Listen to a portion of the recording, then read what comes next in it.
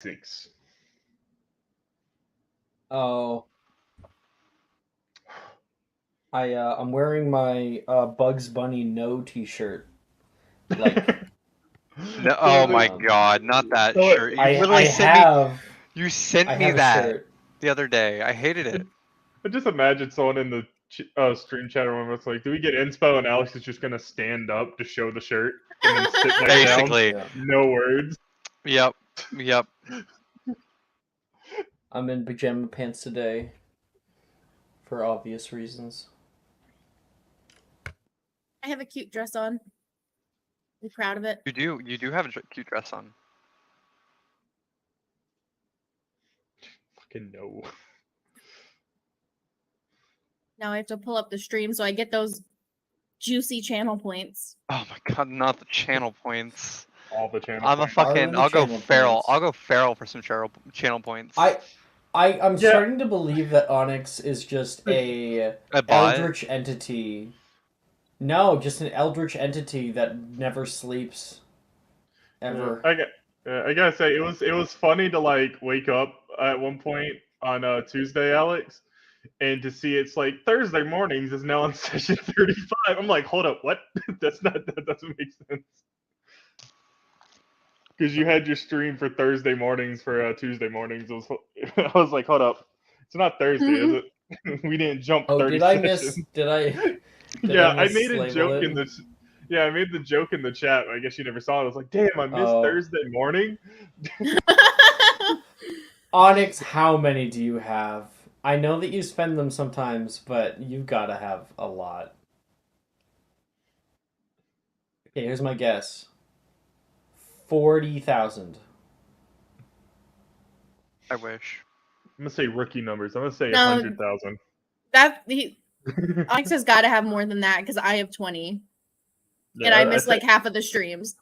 I say Onyx has 100,000. I think Onyx got a community sub, so it probably makes even more.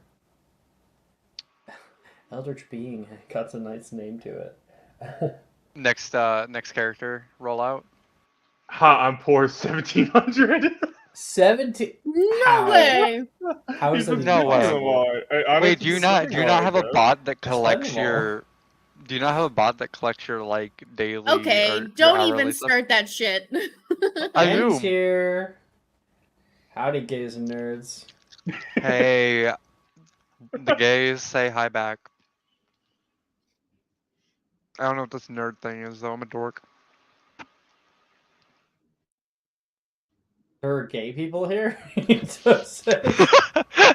God, I'm out of here. Fucking classic. Fuck this. Fucking classic. I love Ito. Ito's amazing. Oh, Sleepy's here. A bunch of people are here in the morning. Oh my god, we've got so many people. By the way, Sleepy, I loved the races and the backgrounds.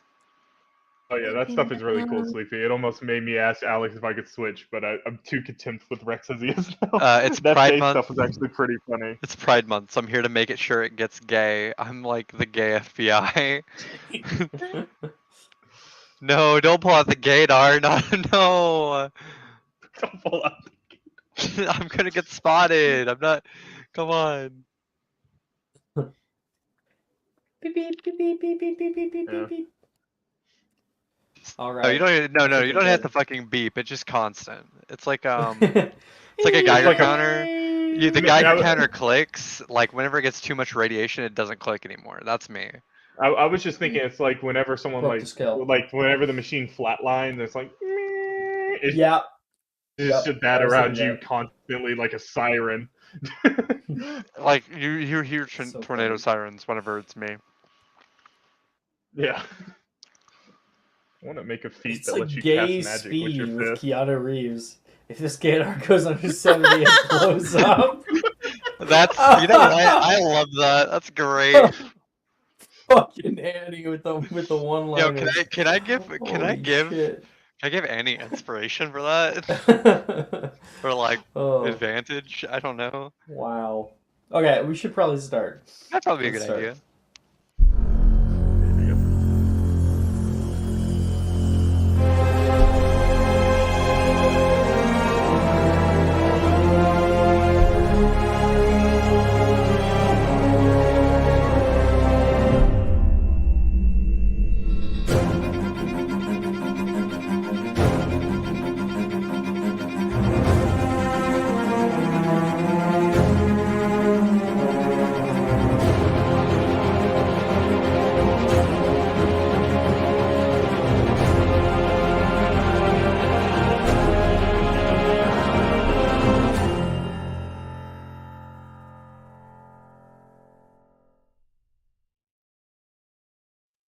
Hello. Hi. And Elise, it's Ting, not Ding. I said ding anyways. Deal with it. Yeah. Deeply triggered. Welcome everybody No. to Thursday morning session 1.5 because we're going to be enjoying a continuation of our great game last time. I loved last week. Just had a blast. And now with everybody back, I'm excited to see it all come to fruition. You guys find yourself today a day or two after going on that Diagon Alley trip, getting everything ready. You pass through the illusory corridor and can feel that kind of cold shift come to you. Through the darkness, you see light. A bright open station. King's Cross. Platform 9 3/4 is already sure alive. We already did the train. Yeah, Alex, that was Monday night. I didn't make it to the train. That was Monday night. I thought you guys didn't either. No, we did. Remember, I train. kidnapped Wilfred to the compartment. I now recall. Yeah. So where are we? We were at sorting ceremony. Yeah. No. Oh, perfect. Yeah, like we just finished. Fine by me. Sorry, I thought I had stopped at the same point. Didn't we? No, I thought both sessions. So we just got to the point where the train took off and we brought Wilfred into the compartment. Yeah, so we didn't do train RP though. We didn't do the train RP. We waved. I remember waving at my parents and shit. Yeah. So like we ended. Yeah, the train leaving. left. We just didn't do that. So different opening much. narration. Yes. The train left, and last I opened the book and started reading. Oh, yeah, okay. we never made it to Hogwarts yet. So then, what are the compartments right now? We're already all in a compartment together. We're all in an apartment with Wilfred. And Ren. And Ren, yeah. Then yes. you can feel the kind of jostling of the train then. The wheels constantly with that rhythmic noise as it rolls down the Scottish countryside. You guys are an hour or two into your actual travel here, and there's many more hours to go. The sun right now is bright. The fields themselves are just at the perfect time of the year where they are nice and green with rolling hills, little shrubs, and dotting white stone. I have a sneeze that's coming.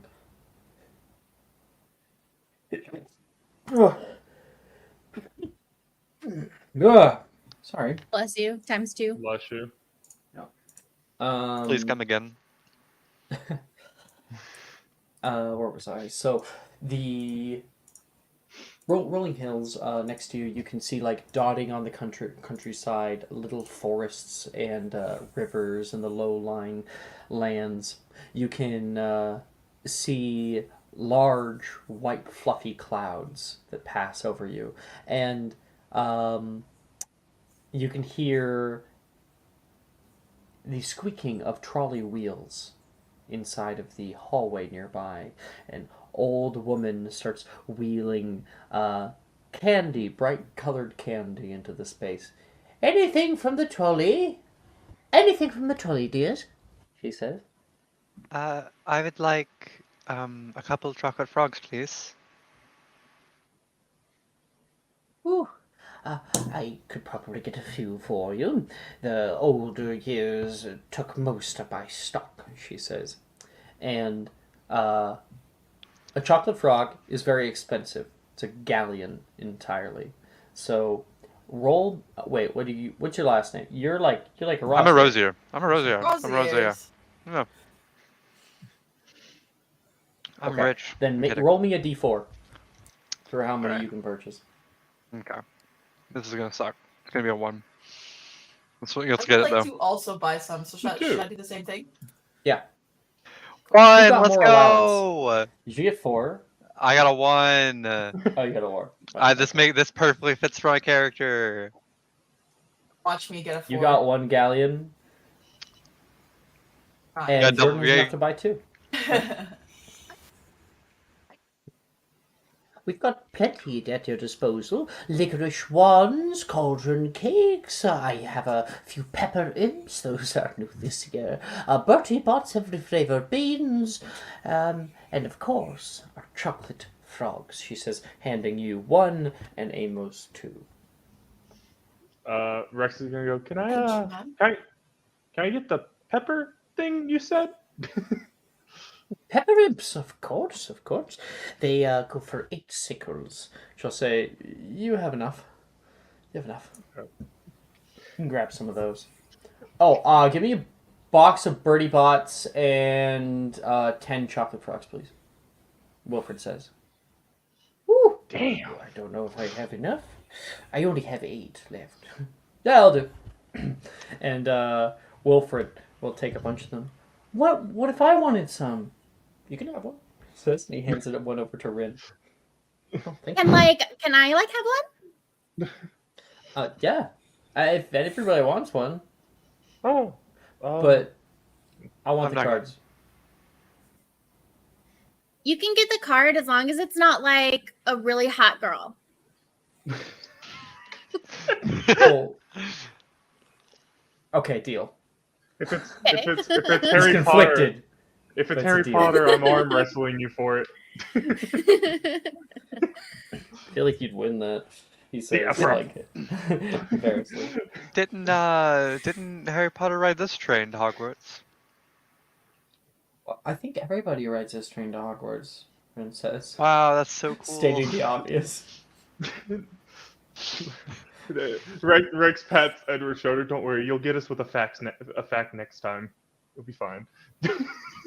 I thought that was funny. I thought that was a good thing to mention. Nope, wasn't. Rin says, "I'll get a cauldron cake too, please." Wilfred right now is just giving out chocolate frogs. Everyone can take one if you want. Yeah. So I'm not going to take a chocolate frog, but I'll take the advantage in the chat, please. Oh, that's what it was. Shit. Sure. You only got a 1 out of your D4. I'll be nice. Ooh, no. Get fucked. Why do you think I should get it? Sorry, Edward's got the perception here. Ren will turn over to Blair. Hey, Between, do you want anything? No, I'm not hungry. Thank you, though. Do you have any, like, saltwater taffy? Not saltwater, but sea salt taffy. And just, ooh, fresh out. Sorry.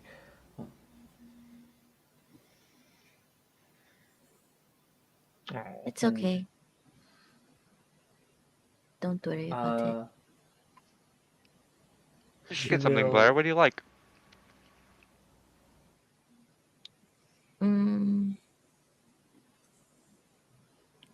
I don't know. Maybe those ones, and she'll just like point at the licorice wands. I'll total. How much do licorice wands cost? Oh, they're super cheap. They're like 2 sickles. Yeah, I'm gonna like punch Amos's shoulder and grab like a couple coins from him because I totally don't have them, and pay for one. Steal Amos's money. Look, Edward, not the loved child. Amos, the loved child. I'm a favorite. Blair's never been very good at accepting gifts, Rin says. Did we like exchange names last time? Cause I'm so sorry, I totally don't remember your name. Oh, I'm Rin. Rin Kaga, she says. I'm new here, but I guess everyone is new here. So, nope, second year. Yeah. Oh, really? You're second year? Nope, I'm not. Oh. Eddie likes that. Wilfred looks between Aster and Ren and is like, wow. Astrid? Okay. Aster? Oh, I thought you said Aster. I thought you said Aster. I was like, okay, cool. All right, I'll take it. I said Aster and Rin, so it might have kind of came together with the D. Oh, shut up. I'm deaf. Rex is gonna look at Wilfred and Ren. It's like, your friends, unique nicknames, Wilfie and Rennie. I hate that. Wilfred says with a smile. Good, it sticks. Rennie works. I think it would be like cool to be like do like the last name one, like, you know, just like what they do in like football teams. No. I do not want to be called Gideon, Wilfred says. Well, actually, that's how it is at home. Everyone calls me Kaga, so it wouldn't really be that different. Oh, do you lame. Do you like Wilfie or Giddy better? Wilfie. What about Giphy? Definitely neither. Yeah, I think you should go back to the drawing board on that one. He says. I call you Willie. What about you? Do you want anything? Goodbye, Alex. Dying? She says over toward Peter. Sorry, Peter. You cut out for a bit there. You froze. I did? Yep, you died. Yeah. Okay. She says, well, what about you? I'll get you something, she says over toward Peter. I look over my book, which I was reading. What? I'll get you something if you want. Just something small. Oh, no, thanks. I don't want to get my book all sticky with candy. Can I like? You can put the book away. And then but I'm really trying to finish the history. It's Hogwarts history. I'm really trying to finish it before we arrive there. Oh, is it one of those Hogwarts fantasy books? Wilfred says. I like the one where they're all cats. The feral cat one. Wait, are you talking about cats? Have you read the romance one? The what? Where it's like Harry Potter and like oh man, I forgot her name. Is it Hermione? I think so. I think Aster has been reading books far beyond her level. He's like, what's this interesting section in the library in Flourish and Blots in the back over here? Young adults? What is young? I'm a young adult. What? Do you mean Miss Granger? Is that like her last name? Yeah. That was the Granger, Potter, Weasley. They were the heroes. It's a throuple. The book you read was a throuple. It's a throuple book. What? Oh yeah, all three of them. Yeah. The three of them were together, and they were heroes together. I don't see what. It was real. Is what you're telling me? It was nonfiction. No. Yeah. Rex is on the ground dying. Yeah. I'm completely oblivious to what you guys are talking about. I'm just trying to historically. Yes. History. I don't know the whole history, but they were. I guess a throuple would be a word. Right there, go, Peter, please. The trolley later will obviously move on. Like, these kids are weird. Yeah, but Rex is gonna be like, Peter, please. No, a throuple is a couple. They're not. It's a relationship. Yes, it's three people. A trio, you could also call them. Yeah. I mean, that would explain the stories. They spend a lot of time together. What books are you reading? Well, I mean, it's kind of iconic. I'm more interested in Ron's brothers, though. The Weasley twins. Started up Weasley Wizard Wheezes all on their own. And like little entrepreneurs. I'd love to do something like that one day. Yeah, I want to be like Harry Potter. I know, original, aren't I? So Edward... you want to defeat a Dark Lord? I want to become the Dark Lord. I don't think that's what Harry Potter did. I want to. I'm simple. I just want to go for try and become a beater on the Quidditch team. You also want to be a Dark Lord? The Quidditch equivalent of a Dark Lord. Yeah, I want to be. A beater. You beat people. It depends. Sorry, I'm not really that much into Quidditch. A beater's the person who goes after that like little golden ball. No, that's a seeker. No, that's a snitch. I'm I know sure that it's a one. beater because they beat the other team and they win the game. No, I think you're right. I think you're right. The beaters are the ones who try and knock out the keepers and all of them. Only one team has a beater, guys. Come on. Wait, so who does the snitch catch? Who does the Stitches. snitch catch? No, the snitch is the one that gets catched. So snitch is the person that the beater beats. Yes. Yes. Oh my God. Do you think they have to get like stitches?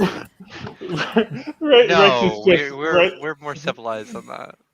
No, stitches. That's a Muggle thing. We're witches. So witches don't get stitches? Witches. Edward does not say that. No, witches do no, get of course stitches. witches don't get stitches. No, just get like a pisky, staunch up the bleeding. Edward is gonna hand over his chocolate frog to Peter, but it has no card in it. I know how my grandmother feels. Wait, do you hand over like the box with the frog in it, or? Yeah, you just it looks like it's like nicely packed, but then you realize as like you're opening it, it's ripped to fucking shreds. the card's been pulled out of it. You're just given the candy. Oh, the candy's still inside? Yes. My mother always said that beaters were bitch. Joking. Did the kid say that? No. I heard. We'd be like there and start pulling all the chocolate frog cards. I heard that there can be like a master beater. No. Hex is going directly into horny jail. No! Immediately. Oh my god, you did it! You fucking did it! Hex is in jail. I thought about it the entire time we were talking about that. It wasn't bad as Monday night. Let's just say that, Alex, with the Canary Creamers. Oh my! I look very confused, and I guess I open the chocolate frog and I get ready to grab it before it jumps away. Make a it has one jump, right? Yeah. Make a sleight of hand check. Okay. Does the thingy work? It should. Does the rolling work? Okay. I think it should. Okay. Yeah. Mike fixed it last session after we said it didn't work. If not, we can all yell at Mike later. It does. Yeah. Okay. It's not rolling. You click it, right? And then did you click the roll it button? So you click it, and then a little thing pops up. Oh, there we go. Roll it. Roll it. Yeah. Yeah. It's not going. Someone yell at Mike. Okay. No. Okay. And I click advantage and nothing. Okay. I'll let Mike do it in the bot. No. Mike said he did it, so there must be something up. Let me test. Well, it worked last Thursday after Mike fixed it, because I can see up in the bot. It's not working for me. It says Mysterium bot. It works. Does it only not work for me or something? No, it's not working for me either. Yeah, you must not have done it in the bot, so you'll have to like type it out in the rolling channel. Okay. So it's sorry. At bot boy. Fucked it up. Our skill. Make sure. Let's see. Make sure you don't lose your frog. Oh, okay. I think I rolled a 1. So with a natural 1, Peter, you open it up, and your frog immediately leaps out of the box, goes straight up, and then like kind of flies nearby the window, and then the air pressure carries it right out. Oh no! Edward, I mean, Peter, I mean, Did you enjoy the chocolate Wilfred frog? hands him another one. Yeah, okay. Maybe I'd put it besides my book. Oh. Maybe for later. Yeah, to try to like not look embarrassed. Everybody who has a chocolate frog, we can all roll for as many as you have. D101s. All right. Roll 1D101. See which chocolate frogs you got. Aster Yay, bites the head let's off go. of her chocolate frog, like, immediately. Yep. The moment your teeth break the surface of the chocolate, it turns into solid chocolate. Okay, let's see. I didn't get the highest though. It's unfortunate. Well, actually, Hex got 20. You got Wendelin the Weird, an eccentric British medieval witch who was famous for being burnt at the stake no less than 47 times in various disguises, but never died. Okay, what's up? We got 44 for Rex. Devlin Whitehorn, a British wizard who, in 1967, founded the Nimbus Racing Broom Company, considered to be the top of the field. Keep this card. Okay. I can't believe he has a chocolate frog card. He shows up in my campaign. Sorry, I missed it. Who was it? Like, Devlin Whitehorn. Ooh, cool. He shows up as a background character way late in the campaign. And I never knew he had a chocolate frog card. Okay, who's next after that? Oh, looks like Mike.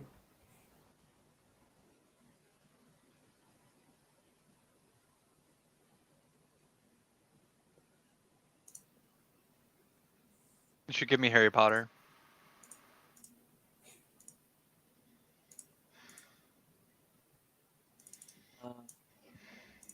Let me check mine and see if mine is working, just in case. Mine wasn't. Random. Yeah, mine's not working either. I think it's just Thursday morning. Yeah. If I could rely on you, Jordan, to answer any of Mike's questions. I will do. Thank you. 58 is the next one. 58 is Glover Hipworth, a wizard who specialized in potion development and became famous for the invention of the pepper-up potion, the cure for the common cold. And then he kept that shit to himself. Then we got 80. We got 2 here. So we have a 3 and an 82. That's 3. 3 is Aphilda Clag, a British witch and the chieftainess of the Wizards' Council, either in the 14th or 17th century. That is a odd distinction. Send the picture, because I'm going to put it in my hidden chat. Ooh. And we've got a 82. Oh, that's such a cool card. Jordan! You got Rowena Ravenclaw! Hey, yo! Nice. And someone got 99? Yeah, that's me. Damn, that sucks. Yeah. Really wanted for them. You got Daisy Dodderidge, a witch who built the Leaky Cauldron in a successful attempt to create a gateway between the Muggle and Wizarding worlds. And I'll throw that in there. It's a silver card. We actually got a gold card.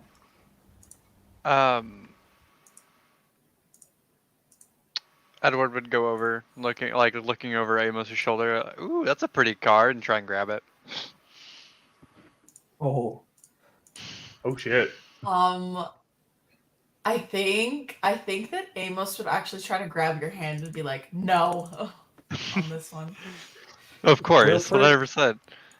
What are we Wilford rolling? Just got a gold card. He just got Montague Knightly. Oh wow. Who? Oh, Montague? Probably for Rin. Cool.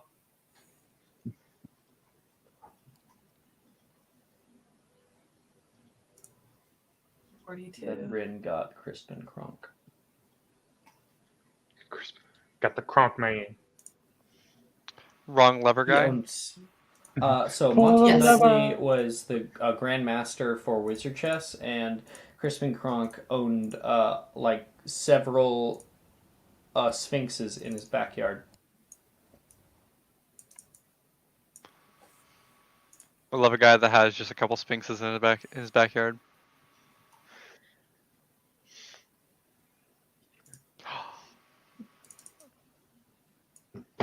Ooh, thank you. Onyx sent out some gifted tier subs. Oh wow! Holy shit!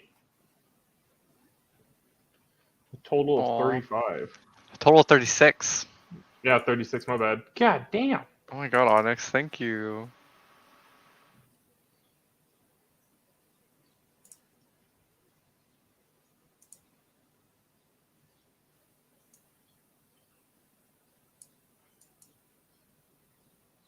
Right now, Wilfred is digging into some Birdie Bots every flavor beans. Hey, Aster, you want some beans?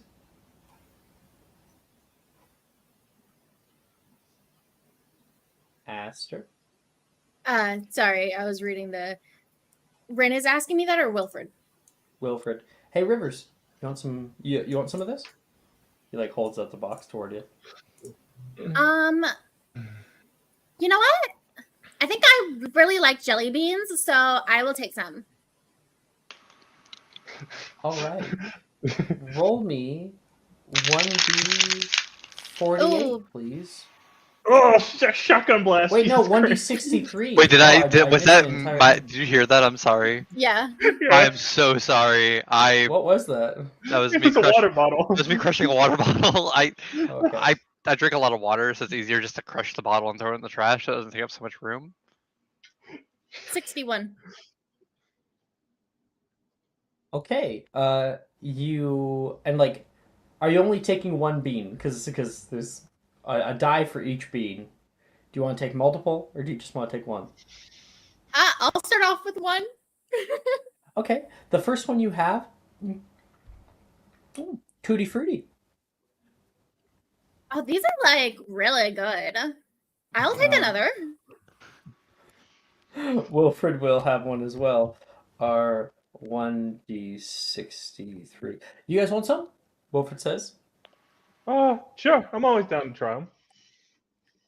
So it's weird what flavors you get. Marshmallow. Wilfred got. Hex. Blackberry. Oh, nice. Yeah. He just thinks these are really good. Rin's like, oh, I'll have a few. Yeah, sure. And Rin will take 2. Rex will take 4. Oh, hell yeah. Rex pushing the Wait, limit. that's a 1d101. That's my bad.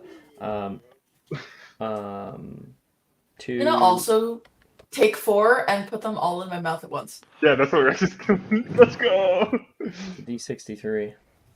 Alright, so D63. 19 and 28. So she gets cream puff, fried egg. Oh, Odd combination. Not the worst. She's like, oh, okay, I shouldn't have had both of those at the same time. Okay, so we're getting the chaos gremlins. Light, let's see. 17 is cinnamon. Okay. That's strong. let's go. Cinnamon's good. Toffee, cinnamon toffee. Ooh, okay. Ooh, that sounds that sounds delicious good so so far. With gravy. Okay. All right. And Rex that's is not weird. terrible. And buttered popcorn. Oh, Rex That's is a vibing flavor. into this. Rex is That's chilling. an interesting flavor. That's Coffee? I call that a win. A win is a win. Yeah, buttered popcorn and gravy? Oh, not bad. Jordan, you got blackberry, grape jelly, blackberry grape jelly. Okay. Nice. Get back with the black pepper. Come on. Broccoli, Okay. and fried egg. Oh. Oh no. Blackberry grape. Actually, it's just kind of a That's breakfast. actually not that bad. That sounds like It's breakfast. kind Yeah, of that's just kind a of a breakfast. breakfast. Yeah, that's kind of just a breakfast. That's like a vegetarian breakfast. Me Okay. and Amos are just chilling eating these. I'm like, I'll grab just one. We'll come back to you. Elise. No. Elise, you got. Oh no! This is it. It's already bad, man. This is it. Amos is like, Edward, you should take a handful. But they're actually quite good. I just Yeah. throw them They're back. really good, Eddie. I throw all Really four back. good. I throw all four of them back. Everyone else having a great Okay. time talking about their great flavors. Okay. You got steak, candy floss, which is like you know what candy floss is? Sure. Yeah, cotton candy, and honey. And that wouldn't be so bad if you didn't also get sulfur. Which overcomes everything else. Edward's like enjoying all three flavors. Like he's like, wow, this isn't bad. I wonder what the last one is. He Takes a bites bite down. and just starts crying, just bawling, just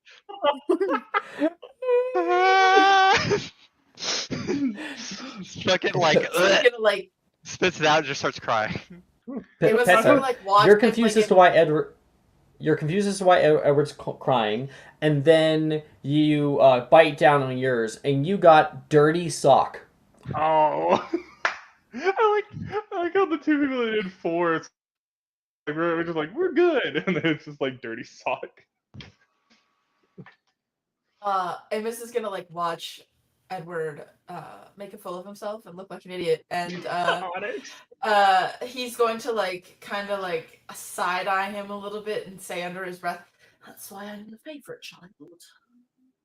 Oh shit! Fucking asshole.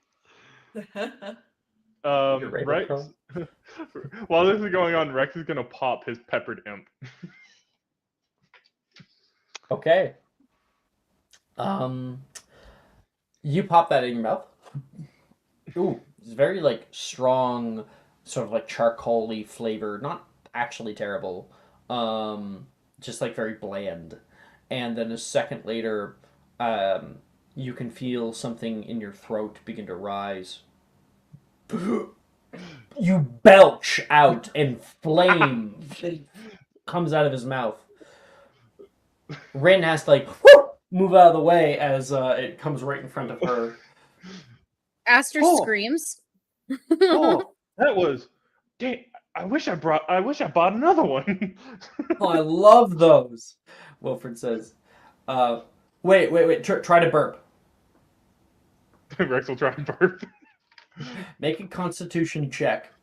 Oh, let's go! I'm good at these. I have a +4, so I just need to do a concaster. Wow. Yeah, I'm playing the Vigor cast. Wonder how that'll do in 7th year. I got a 19. Yeah, you give like a good belch, and there's another little fireball that comes out of your mouth. For the next minute, you're going to be able to create those. You like burp, and like little poof of flames come out of your mouth. Wilfred will laugh at that. Rin's like, "You're like a dragon."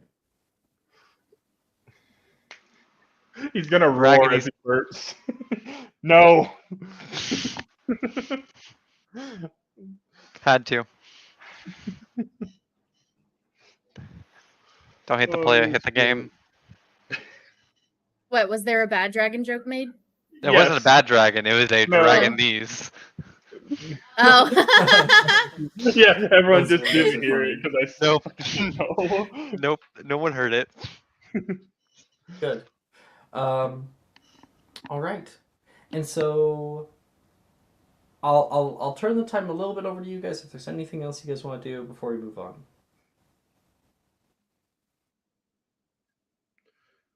So what were you gonna say, Amos? I was just saying that I'm good to move on. That's all. Oh, I was gotta go. So Wilfrey. No, just Wilfred. Yes. Just Wilfred will do. Okay, Wilfrey. Why was your dad like so mad? Oh, he had a strict schedule to keep to and didn't want to go to any of the cool stores. I mean, we had to go to Flourish and Bloods, and we had to go to Glad Rags Wizard Wear, get the new robes and everything. And I just didn't want to go to Ollivanders right away. I wanted to have at least one fun encounter out in Diagon Alley. Well, ooh, what wand did you get? You can see his face like, it was a really cool one. Yeah. Yeah? Totally. Look at mine. It's like bright pink. Oh, that kind of suits the whole. Oh, you got a pink wand? Rin says, like, very, very jealous. I didn't know they come in pink. Maybe I can buy one. Can you buy them? I thought they would just like, ooh, pick the wizard. Blah. I'm pretty sure Ollivander's the only one who does that. And I didn't even get mine from Ollivander's, Rin says, pulling out her wand. This one was made by fuck. Made by fuck. Damn, Rin. Yeah, what can I say? Damn, from Vietnam. Fucking Vietnam. I need the fucking name. I have to go into my notes. It's in my hidden. Yeah. This was made by Hirabayashi Kaito. She says, me and Blair got ours at the same time. That's actually where I met her. That's like really cool. So you got to like buy it? Well, yeah, you get to pick your tree actually. So it's really cool. They have like a whole indoor grove with these trees that like float above the ground. And there's like little tiny like stick bug things that are in the trees, and you go around and pick what tree you want. How do you know if it's like suited to you though? Well, most people just do like either take Kaito's like recommendation, but a lot of people have been trying to get into the cherry woods, so it kind of becomes like money is the name of the game, because there's only so much you can do with cherry wood. So if you pay more, you can get more rare woods. That's boring. What? Oh, No, it was really nice. No, I'm sure the experience was really nice, but like money is boring. Money is boring? I guess. Yeah, like, isn't it so much fun to like just do what you want without having to like buy everything? But don't you have to have money to do things? Not really. Just don't get caught. The secret ingredient is crime. I tend to be not good at that, so I tend to just pay for what I want. Well, I don't pay for it. My parents pay for it. Yeah, that tracks with you. Yep. Well, technically, all our parents, I believe, pay for all of us. Not me. My grandmother pays for me. Except, well, I think Aster seemingly has a job. Yeah. Aster has a job? Yeah. 5-finger acquirer. I like how no one understood that. Got it. It's 5-finger discount. I was gonna say my mom has a spended from when she met my dad for me. He like gave her a bunch of money to like keep her quiet, so that's what she spends on me. Who's your dad? No. No. Well, she's really good at keeping it quiet. Do you have a dad? I say lucky. Wilfred said that? Yeah, because you're like, I don't know who my dad is. And Wilfred's like, lucky. I mean, your dad's kind of cute though.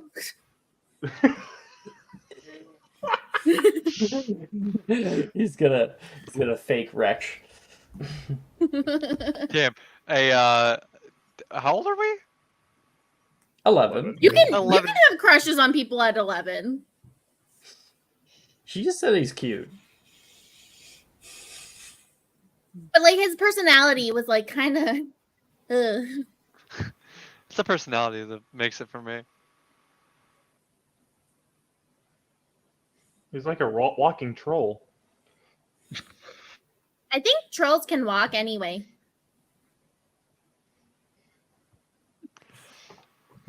Never seen a troll. Anyway. I kind of want to see a troll one day. Dude, me too. I always hear about them. I've seen like pictures, but never like one in the flesh. I want to see terrestrials.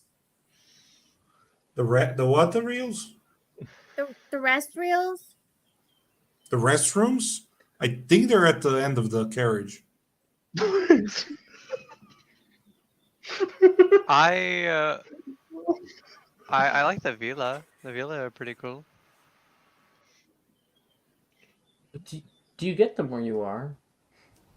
Where you live?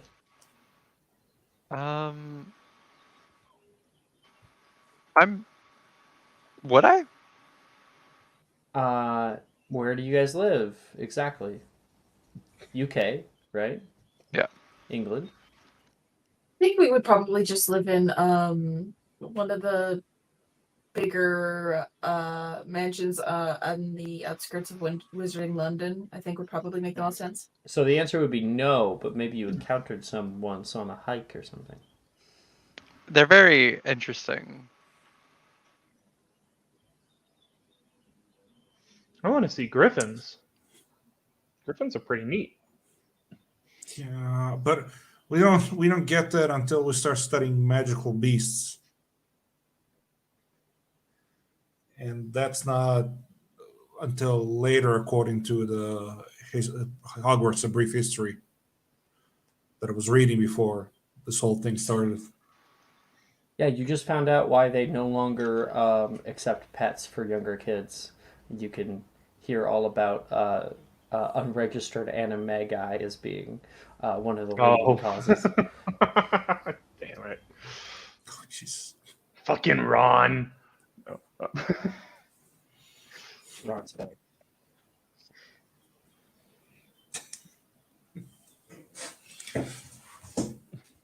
I think So hey, Blair... Amos. Oh, I'm sorry.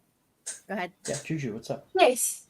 Sorry. I think Blair has been kind of sitting quietly drawing this whole time, but she kind of like perks up when Astor mentions like terrestrial or however you said it. God, I can't even like terrestrials. Yeah. Terrestrials, yeah. And she's the just rest gonna like reels. Yeah. She's just gonna flip to a page in her notebook and just like hold it up towards Astor. And it's a picture of like a thestral if you could see them. Wow, that's so cool. It's like a horse with weird wings or whatever. Why does it look like it's been like starved for a whole year? Oh, Bituin, do you like to draw? Yes. I like to draw my daydreams.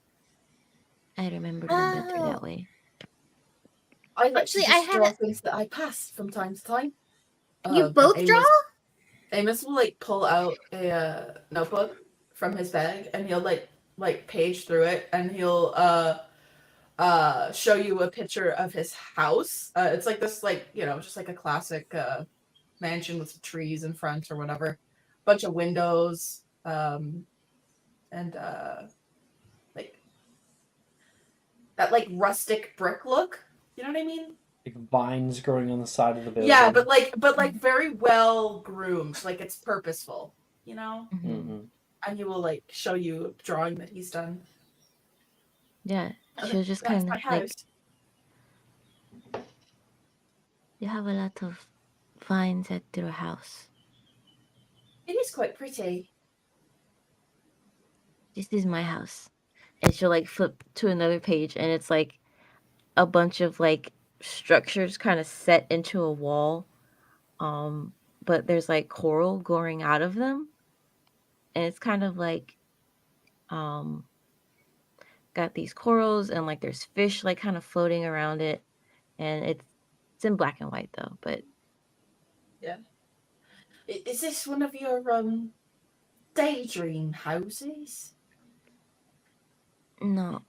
This is what Bituin's home actually looks like, but I'm a little confused. How do you live in an ocean? Yes. I mean, should recall that Bituin does look very odd. I know, but I mean, I don't think that he would necessarily put two and two together like that because he's never seen where are you from? Pacific Ocean. Oh my god, you're not kidding. Yeah. First year of school, I asked if I could come over, and safe to say no. Are you a mermaid? No, Bituin's not merfolk. They're mean. Are they? I don't really know much about that. What is the word? Oh, siren is what short people call us, I think. Short people. Siren. I have to look that up at some point. That's very interesting. Is that why your hair is so purple? I guess so. My mom's hair is purple, so my hair is purple. Very pretty colour. I Thank you. always thought so. I was thinking, like, maybe one day, like, we could match hairs. Or maybe we could both dye it. We could both get, like, be blue or something. That's he'd be like, I can match hairs now. Bright And pink. he's gonna turn his hair purple. Whoa! Wait, you already know how to do that? I was never able to get it in my transfiguration class. This isn't. I was born able to do this. It's not. I don't know. Oh, you're a siren too? No. I'm confused. He's gonna turn into Rin. I'm confused. Bituin, please help me. She just like screams. Turns back. I think my grandmother called it metamorph. What? Oh yeah, no. I've heard of Bendomorphs. Never had one in my family, but a family friend of ours, they had a little daughter. He's a metamorph. I heard of them too. They're like Power Rangers, right? Metamorphin Power Rangers. It's good. God damn. Rangers? You mean they live in the forest to protect the magical beasts? No, they fight evil monsters. Well, yeah, there are even monsters in the forest you gotta protect from other evil monsters. That's crazy. Well, yeah, that's what powerful rangers do, like you said. I think they call them hit wizards, but yeah. Or they just call them the Oros, depending on, what perspective you're looking at it from.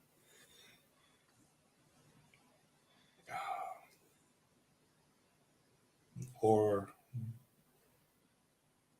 what? Wait. Rin says. I had to finish. I had to finish it. You said or. It's aura. Peter rubs his eyes. A bit of a frustrated move. No, don't you people read anything? I know what I is. know who's a Ravenclaw. Experience. Well, I don't know. They call them different action. things here. Rin says. I call them power hungry. Experience is best gained through action. Hey, between now.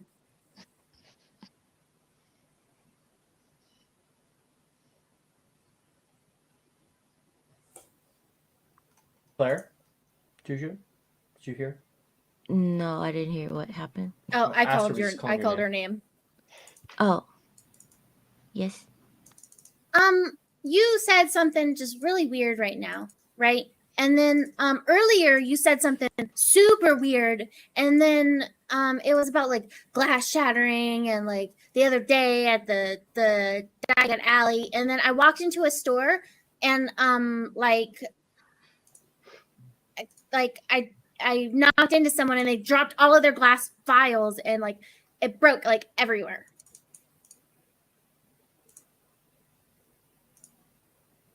I say a lot of things, but people don't normally believe me or listen. I do.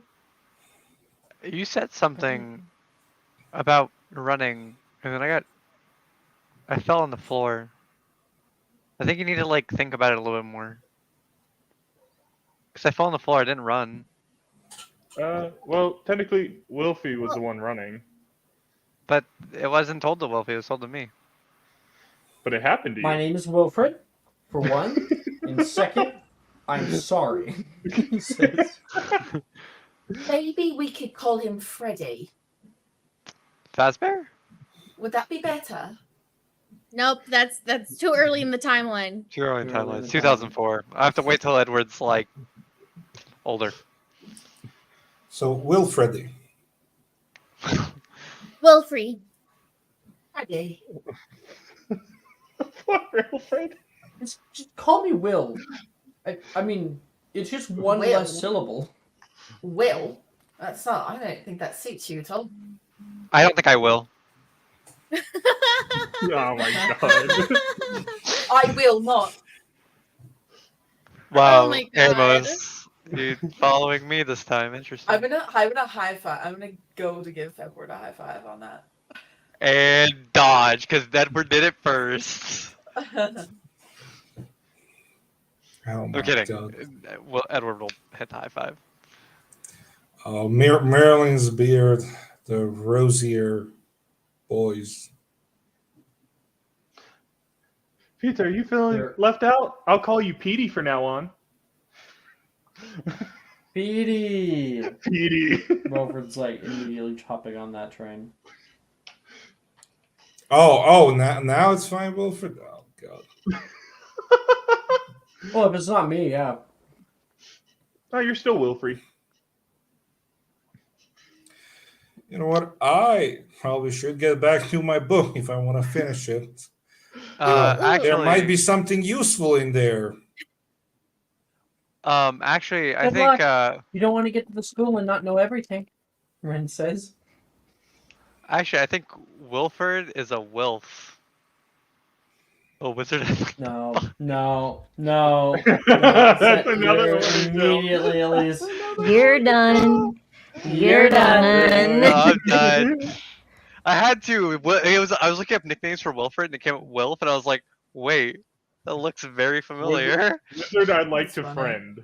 Wizard I'd like to frankly get to know better, because they're a nice person. Frankly get to know better. Am I in the horny jail? Yes! I'm with my people. It's not supposed to be a badge of honor, Elise. It's a badge of honor. Hey, I got sent to horny jail for doing nothing horny related. Just saying. Well, it was originally called the Shadow Realm, but I mostly send people there for one reason and one reason only. And then I just triggered your power trip because I was bullying Hufflepuffs. Exactly. All right. So your train ride together moves on into the horizon. The sun goes down and night overtakes the train. The train, like this arc of bright candlelight that shines out into the darkness around you. You pass into a heavily forested area, rolling over hills and through tunnels. You eventually come out of a tunnel into the Hogwarts Valley. It's not long until you can hear the train brakes screech to a halt, and you can hear the train whistle blow. Arrived! Hogsmeade Station! and people begin to get up, grabbing their bags and heading up off the train. You all push through the thin hallways single file until you exit out onto the steaming, dark night station. There's a few little buildings here and there. There is a pathway that a bunch of the older students are taking to go up toward covered carriages. And on the left, you hear something. First years with me. And you turn to see a man about 2 times the size of a regular person, 2 times the height, and about 3 times as wide. He has a sort of salt and peppery beard and wavy, long, dark hair, and currently is holding a high lantern over by his head. Gather around, everyone. We'll do the count. All right, looks like we have everybody. It's good to see you. We're going to be having our sorting ceremony very, very soon. But to get you out of the way, we'll be following Mr. Flitwick here. Hello, everyone. Off to the right, someone you didn't notice, who's shorter than just about everyone else in your year, is a short to mid man with dark black hair that has been combed over to one side. He has a very nice handlebar mustache. And of course, we do always have the art that Jordan made of these teachers. I'll pull it up. Share screen. Hagrid. How wonderful. Love it. Love this rendition. Honestly, it's so beautiful. And then if you go up, we got Professor Flitwick. Right this way, everyone. We'll be going down to the docks. It's sort of Hogwarts tradition to take the boats first. Come along. And you guys go down the steps until you step out onto a clearing of water. A little dock that has little blue boats that are currently bouncing up and down in the water.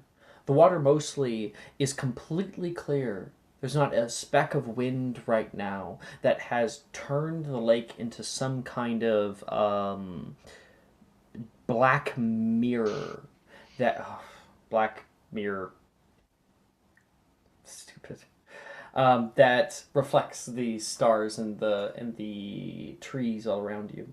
The lake kind of curls off into a different direction to your left and right, and Hagrid will pick up some kids and put them into their own boats, and you guys all can climb into a boat together. All right, we're all here and accounted for. All right, let's go away. And the boats will begin to glide through the water without sail, without rudder, completely magically.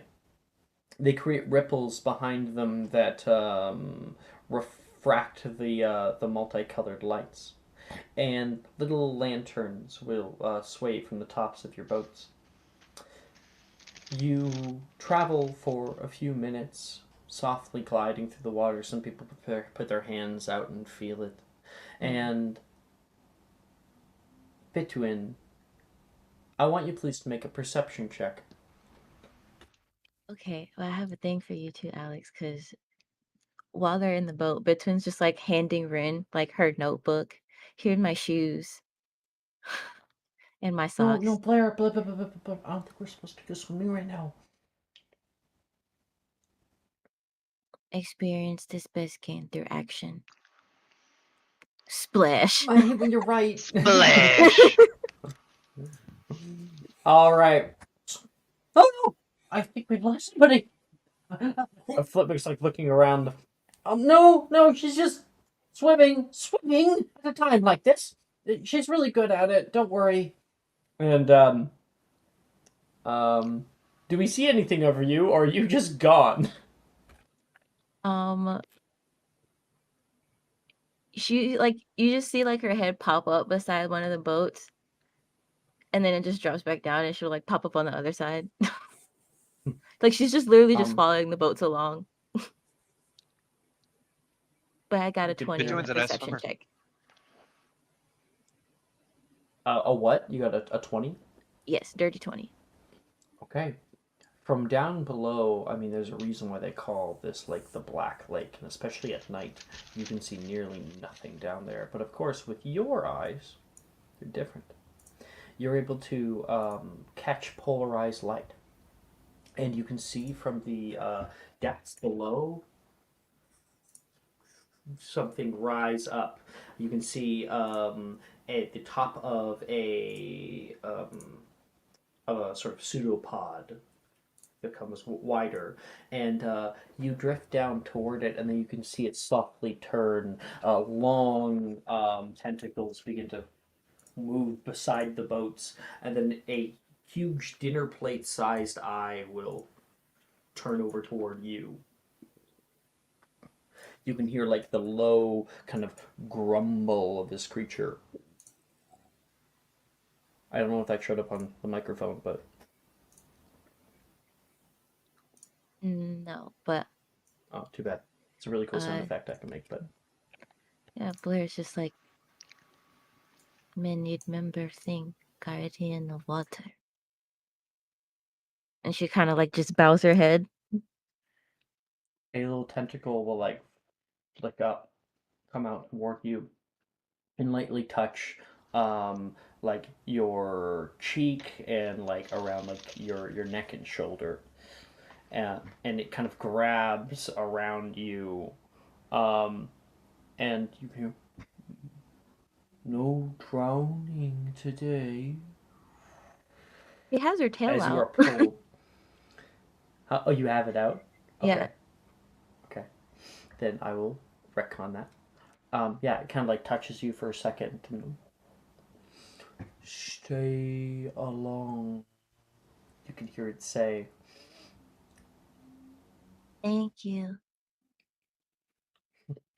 And it will fly off with you, constantly moving its tentacles like this to like propel itself forward along with the boats. It's moving purposefully, very slowly through the water. It's kind of grabbing things as well to kind of walk along the ledges that are nearby. And you guys can't see it, but you might be able to, if you have a high passive perception, feel the literal like bulge of the water rock your boat. Just the displacement of water itself is powerful enough. That is awesome. I love that so much. Rex has shit deck, so he falls in. Wait, what? Rex? Rex falls in. Rex is watching Blair. He has crap deck, so he's going to fall in. Rex is like, whoa, like trying to look over, like, I think I can see something. Big falls in. Okay, you're like down there in the water.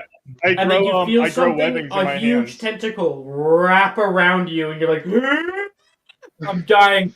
Like, something is about to kill me. And then there's a bunch of murmuring from people, and a second later, Rex comes shooting up out of the water, held by a huge tentacle that puts him back in the boat. That was recedes fun. Back into the lake. You are soaking wet. Hell yeah, you are. And if you look at his hands, like, because he fell in the water, his hands threw webbing. You're already in jail. You're already in jail. Yeah, stop that. Edward. Stop it, Lise. No, yeah. It's like, oh, that was fun. I want to go again. I feel like Elise just needs that one guy from TikTok. I feel like it's a video that cuts to him and he just goes.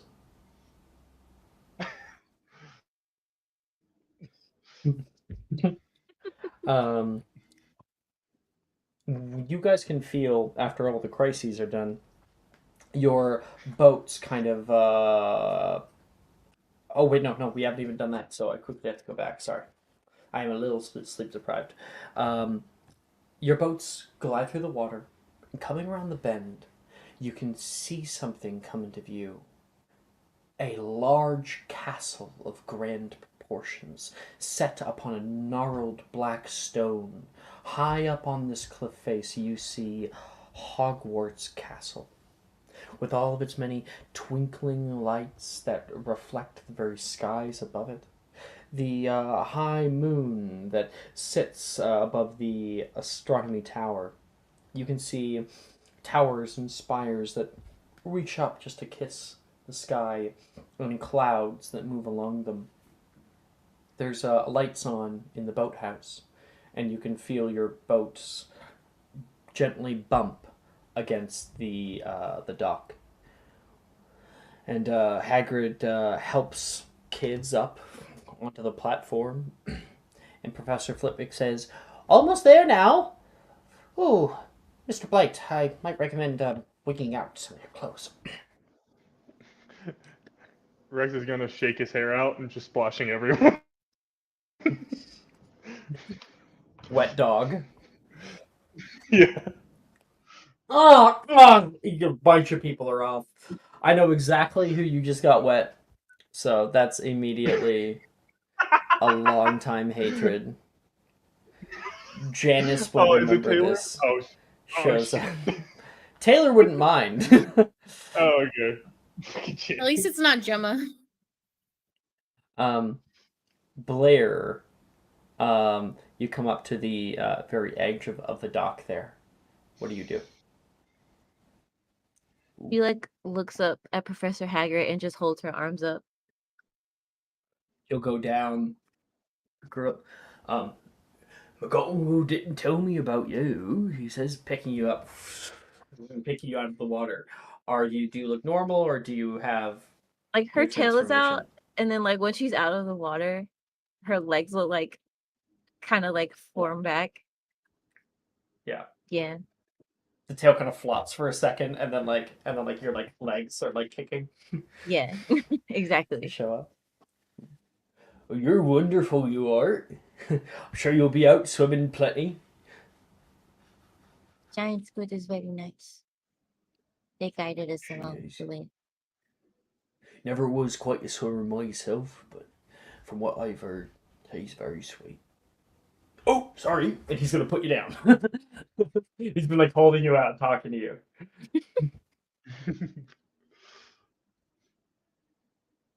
She just like goes and stands by Red. Like she's just like smiling to herself.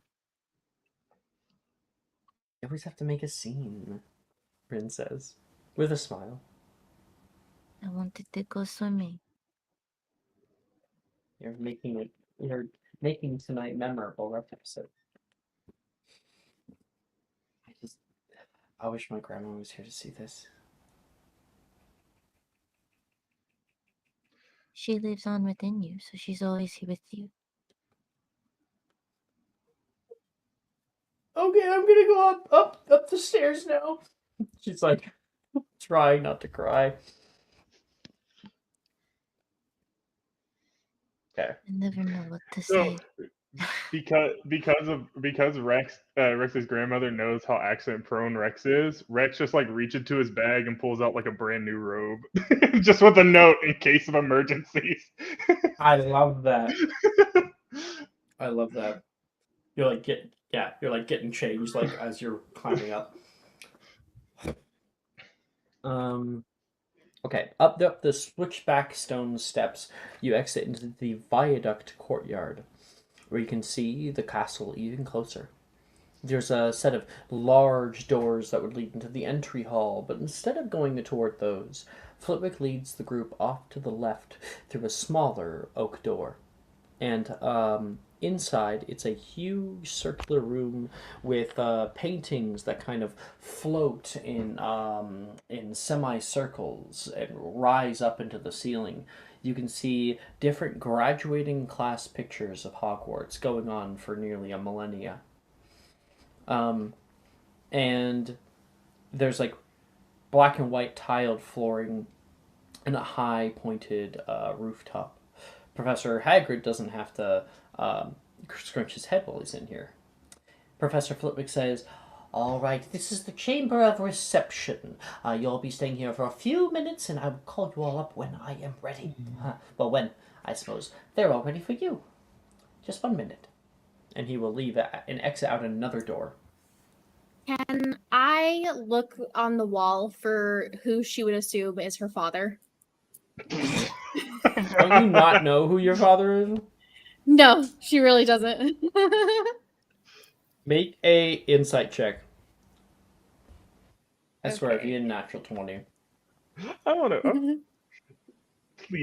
Please get a nat 12. Damn. Nah. What'd you get? 12. Okay. You find the graduating class of... Oh, shit. Oh, it's too bad. Okay, you find the graduating class of, I don't know, 1953.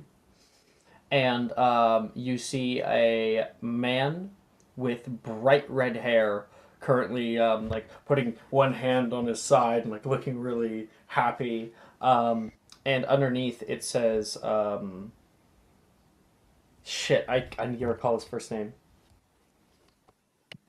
It says Arthur Weasley. Oh shit! Oh no! Oh my god! So much if Aster was Weasley. Oh my god! Oh my god! And she's gonna tap whoever's beside her, and like tap many times on the shoulder and like point. You know, I think that's my dad. Edward. Edward, you got tapped.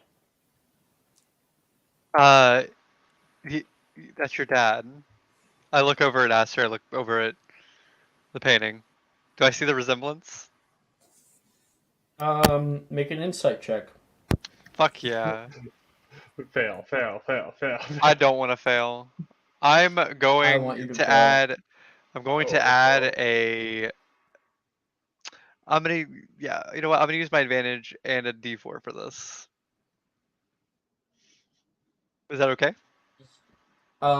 Yeah, I mean, you have to if you got it from chat. I did. So yeah, this is my first roll, other than the other stuff. I got a 16 plus 3, so 19, and I'm gonna add 1d4 to that. Okay. Lovely. Dirty 20. Dirty 20. You know the Weasleys. They're a pure blood family. There is no way Aster is a Weasley. I'm gonna look at Aster. That's your dad. 100% that's your dad. Deception check, go. Like in a nice way, in like a reassuring kind of way. Not in a mean way. Do you like really think so? I don't like really think so, but it makes you happy. She's gonna go, oh, okay. Do you, Edward's just going to like see Aster get sad. Just give her a hug. It's okay. I know what it's like. You don't know your dad either? Sometimes it feels like that. Sometimes shit. Sometimes it feels like even though I have my dad there with me, it feels like it sometimes feels like I don't have that connection that other kids have with their parents, you know? Kind of like looking at a painting hoping that someone's actually my dad instead of who is my dad. Does that make sense? Like, totally. I totally get it. You know? Really deep. You can hear someone else say, Rex goes, if this happens to be Taylor, but she was just eavesdropping.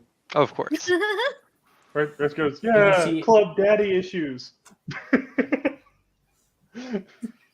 Okay, T-Rex, you have like no room to talk. Taylor. Dark brown hair, completely blank expression. Absolutely adorable. Who's Lily Foxfire? Yeah, hi Lily. Welcome to think it might be someone new. Of course you can watch. Like what happened on Monday night with Christopher.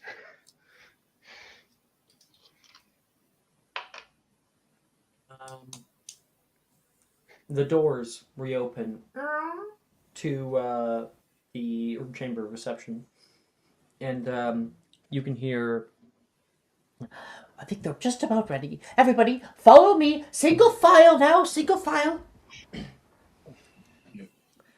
You exit out into the entrance hall where there are stone braziers with like flame that rises up next to you. There is a large brass door on your left-hand side and stairs that reach up on your right. Flitwick puts himself next to the big door and kind of fixes his bow tie nervously. Behind me, behind. And the door will... You can hear something beyond it muted, and then the door will click open. A sliver of light hits Flitwick's face, and by turn, everyone behind him. The doors open even wider. And you guys can see the wonderful Great Hall. There's a reason why they call it great. It is huge, with tall vaulted ceilings. You can see twinkling lights that are floating in the ether above. And even higher than that, the enchanted ceiling shows the array of clouds and the high crescent moon shining down on you in the sky above. On the far right-hand side, there's a huge fireplace that breathes warm life into the space. And on the left-hand side, it was left to right, you have 4 long tables that go up toward a stage at the far end. Flitwick walks forward, and all of you guys move in turn right in the middle of the tables. All eyes are on you as you walk in, and there's a woman waiting for you up by the stage. On the far left-hand side, we have the emerald greens of Slytherin House, with a banner of a coiling snake with its neck ready to strike. And then next to that, on your left-hand side in the middle here, we have the golden hues of Hufflepuff House. A banner shows a badger rearing up on its hind legs and bowing down to you all. On the right-hand side of the middle, we have the azure blues of Ravenclaw House, with a silver eagle on its banner, unfurls its wings to you, looking regal. And on the far right-hand side, you have the crimson reds of Gryffindor House, with a picturesque lion that kind of roars out at you, but there's no actual sound that's produced. You guys walk all the way up to the front. And when you finally get there, you can see a woman currently waiting for you. She has a long green dress with black lace that kind of moves up the outside of it. She has pointed shoulder pads, a wide collar with a brooch in the center. She has on a kind of tall pointed hat that leans off the... What? Okay, something's happening. Our internet must have crapped out or something. Both of them. Yeah, must be their internet. I had both of them drop out like that before. Well, they both done this, so it's fine. Pointed hat that flops down on one side behind her. Her hair has been put up nicely with a daisy that blooms along her temple. She speaks. Everyone, please welcome our newest students to Hogwarts School of Witchcraft and Wizardry. Headmistress McGonagall. She looks down at you all with a smile. As you all take your first steps into these walls, I ask that you reflect on what your legacy will be here. At this Academy of Knowledge, you will have opportunities unlike what you will find in the world beyond. These short 7 years are crucial to your future. So I ask that all of you, as your name is called up to be sorted, I ask that you ponder, who will you be? What shall you be known for? And what will you accomplish here? Will you be knowledgeable, as Rowena Ravenclaw was? She looks toward Ravenclaw House, and they kind of get like a little woo-woo. Will you show cunning and loyalty, as Salazar Slytherin did to gain his renown? Perhaps you will lead through empathy and community, as so many who go through Helga Hufflepuff's house do. Or press forward with action and courage as Godric Gryffindor to see a new future shine in the distance.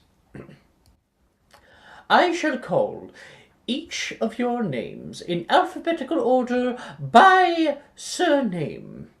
When I do, I ask that you come forward and sit yourself on the stool in front of you, at which point the sorting hat will place you in your new house, which you will be bound to for the remainder of your schooling here. To begin, she says, putting her hand out, and a scroll is handed to her by Professor Flitwick. She opens it up, and it unfurls, rolling, hitting the ground, and bouncing, bung, bung, bung, bung, off of the stage. She puts her hands up by her face, and a set of half-moon spectacles will just appear on the brim of her nose. To begin, Delilah Aiken. All right, let's meet the cast. So, Delilah Aiken is called up. She's a young girl with a kind of bright ginger hair that she often has pulled back into like a little bun. She walks up and sits herself down on the stool as Professor Flitwick uses that brown ratty hat, places on her head. She like suddenly looks like she has a cold shiver down her spine, and you can see the folds of the hat beginning to move. Eyes wake up, a mouth opens, and it says, "Brave, a little brash, a soft heart and a heavy mind. Some may assign the Griffin." You can hear Gryffindor House go, "Woo woo!" But I assign the Badger. Hufflepuff. And Hufflepuff House cheers out for a new person to be inducted into their house. Congratulations. You can go ahead and sit with the rest of your house. Oh, just over here? Yes. Thank you. She'll take the hat off. Good luck. After that, a name is called Nolan Anderson. You can hear the tapping of a wooden stave on the ground as a boy walks past. He has kind of medium-length blonde hair, kind of almost like a strawberry blonde that's parted in the middle. It's a little bit in his eyes, which you can see he just kind of looks down and 1,000 yards away. This boy is definitely blind. He comes over toward the stool, taps the stool with his stave, and kind of finds it and sits down on it. The hat goes down on his head. Brilliance here. Charisma too. I will be watching you. Hufflepuff! And you can see a smile come over him. Thank you very much. And he'll go off the Hufflepuff house. Rex Blight. My turn. And he's going to run up there. You run up, and kind of sit down. The entire stool nearly topples because you hit it with so much force. And Flitwick you only don't fall because Flitwick he kind of grabs you. Careful there, boy. The hat is placed on your head, and you can immediately feel a very weird tingly sensation go down the nape of your back, and like something is massaging your brain. Oh, this is weird. Oh, don't worry. It's only once in a lifetime. You'd hope. Rex, is it? Quite yes. the name. Interesting upbringing. Oh boy. Very much the mess, are we? He's speaking this into your mind, not out loud. Yeah, Rex is speaking out loud because he's not. He's just like, he goes, my grandmother calls me a lovable mess. There is a lot of room in here. Plenty of places to dump new knowledge into. Perhaps even Ravenclaw. No. Just a bit of a joke, really. I know exactly where you belong. Hufflepuff! Woo! Neat. Thank you very much, Lily. I hope you're enjoying. I'm personally very proud of my McGonagall. I feel like Rex goes like, yeah! And like when he puts his hands up, does he fall backward? Yes, he absolutely does. Yeah! You hear the clattering of the wooden stool. And the hat is like on your chest. I would say hide as many sharp things as you can, he says up toward Flitwick, and he'll take the hat off you. And McGonagall will gesture, and Hagrid will help you up. Oh, there you are, boy. Your house is right over there. He'll walk over to his house, and he's kind of a little bit embarrassed as his hair turns like bright pink.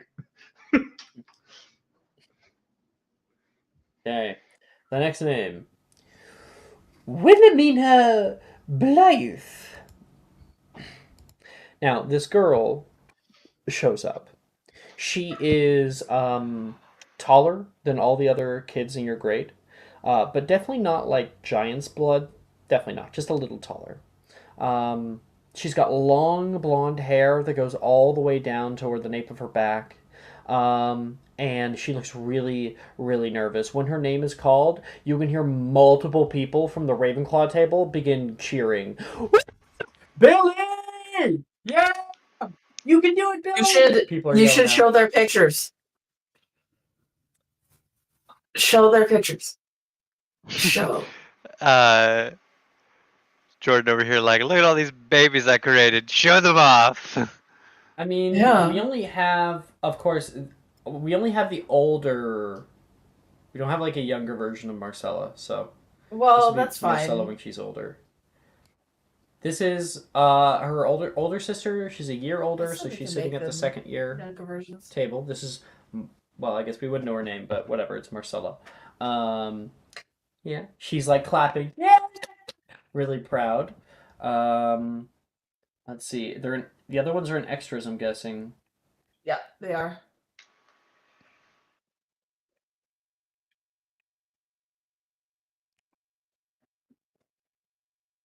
There, we have Demetrius as well. He's in fourth year. Right now, I think he'd be in fourth year, yeah. He's in fourth year, yeah. He just made prefect or something. No, he's third. He's third year. He's third? Yeah. Okay. And I believe Tarquin's in seventh. Right? Yeah. Tarquin's head boy. Yeah, he's currently head boy. Yeah. And then of course Rowan's in fifth year. The forgotten brother. The forgotten brother that no one talks about. Rowan. Yeah. Who cares about Rowan? Fuck him. Damn. Reminds me of someone. Myself. So, that's a bunch of people who are cheering out for Billy right now. She like puts her head down and will walk up toward the front. The hat says, "Yes, yes, you would do well in Ravenclaw." It's called out. Yeah! Woo! Ravenclaw table goes even wild. People are standing up, her siblings, and she will, like, seem really, really like she's about to cry. She's gonna go sit down. Okay. Juniper Byrne. We saw her. She was a part of our group in Diagon Alley. I guess the bot doesn't, like the AI art thing doesn't do braids very well. She's supposed to have all that hair braided into one solid braid along her front. She kind of like gives it like a little rub for a second, then lets go, and she'll kind of flick it behind her, and she'll walk up to the front. They will prosper with your killing hands and level head. Oh, God knows they need it. Hufflepuff! And that's the fourth Hufflepuff of the night. Hufflepuff House is gearing up. Meanwhile, Gryffindor and Slytherin House are both a little sad. Maybe the next one, who knows? Probably not. Reese Castelli. You can see a more like tan-skinned boy with dark brown hair. It's a little bit unkept on one side, and he just sort of like saunters up to the front, sits down.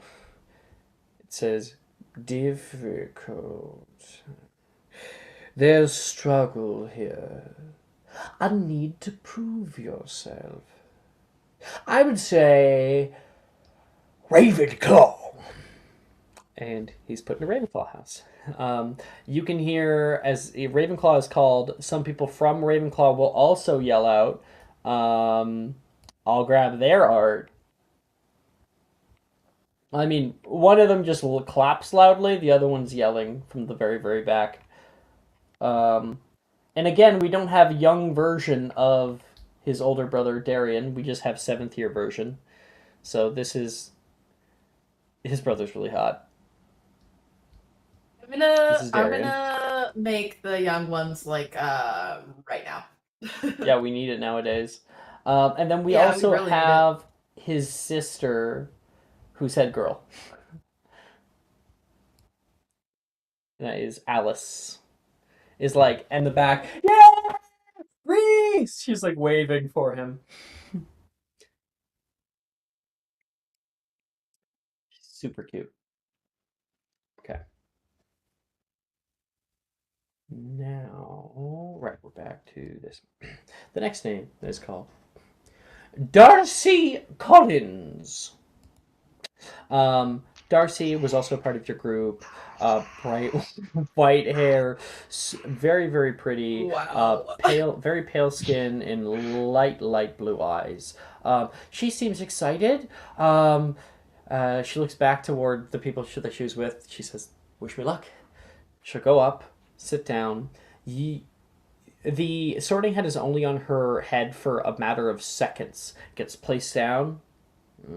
Gryffindor! Nearly immediately. And big smile on Darcy's face, not entirely understanding of what this means, and Darcy will go sit down. Do you have any openings or info? Absolutely. I was just going to be like, paste the link.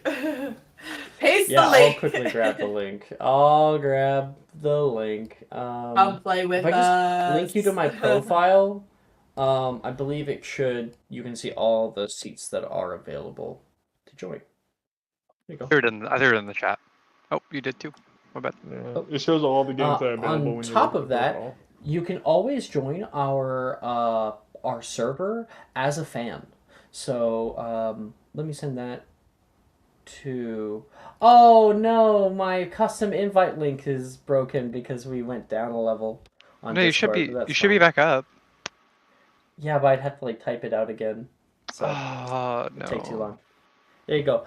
There is a link there, Lily, if you wanted to join us in the server and meet some of the other players and whatnot. So we have a really great community. Back to it. That's Darcy.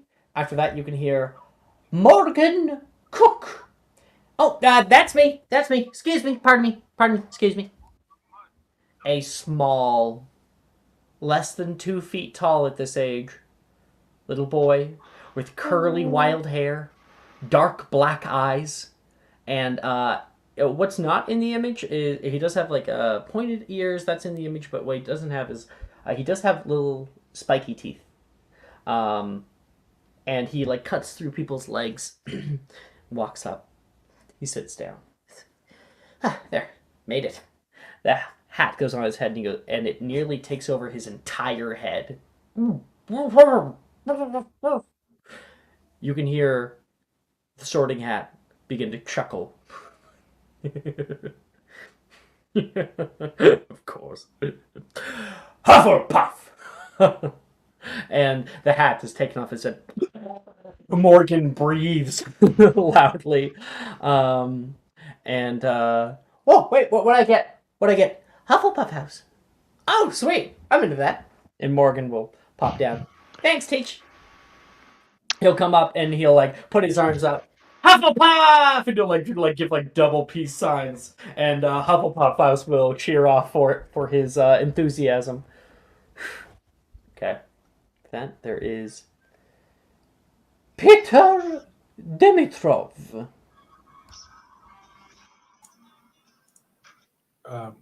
I walk. I walk up slowly to the stool. We have the that Star Wars like Sith march. Bum, bum, bum, bum, bum, bum, as he walks up. You can sit down, and Professor Flitwick looks out toward you. Are you quite ready? Indeed. Right. A bit. I look a bit like offended. He'll place the hat down on your head, and you can overhear the hat weeding through your mind. You can feel that weird feeling, just like Rex did. And it says, "Ooh, rock in the river.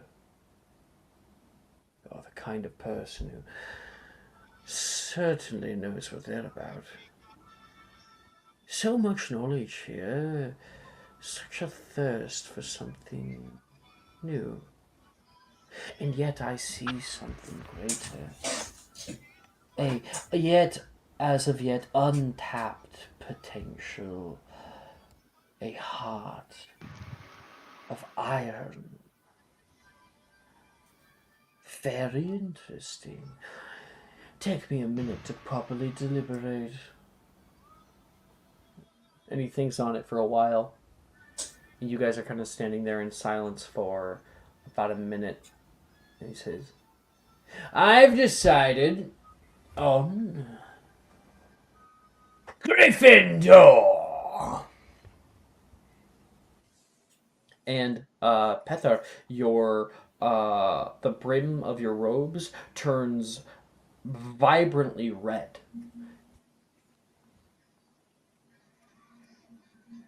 Woo, let's go, Pete! You can hear your friends cheering out for you. Gryffindor House certainly is clapping. Yeah! Darcy is like waving. Okay. Slytherin is pissed. Because it's been, 9 people and still no Slytherins. Slytherin gets no love. I'm a bit overwhelmed by everything, and I guess I stand up and like slowly and surely walk towards Gryffindor. It looks like Onyx is giving a point to everyone's house. Super cute. Okay. You're able to sit down next to Darcy. Welcome, Darcy says. Nice to be here. The next name is called Gemma Drayton. We met this person. Who met her? After. Yeah. Gemma Drayton with her kind of ginger hair that has been braided into two braids that come down both her left and right hand sides. She is shorter for most of the people in your classroom, not as short as Morgan though. And she strides forward, her nose held high. She actually, I'm gonna add, Aster, she like bumps through you, past you. Gosh, really again? Like, she's so blind. She strides up to the front and like she knows what she's doing. She sits down, places one leg over the other, hands in the lap, and the hat goes down on her head, and you swear it doesn't even touch her scalp before the hat says, Slytherin! And the hat's immediately taken off of her. She's like, looks like, of course, there was nothing ever, there was never any doubt. And the Slytherin house erupts into thunderous applause. She like flips one of her braids behind, and she will walk forward and kind of give you a bit of a glare, Aster.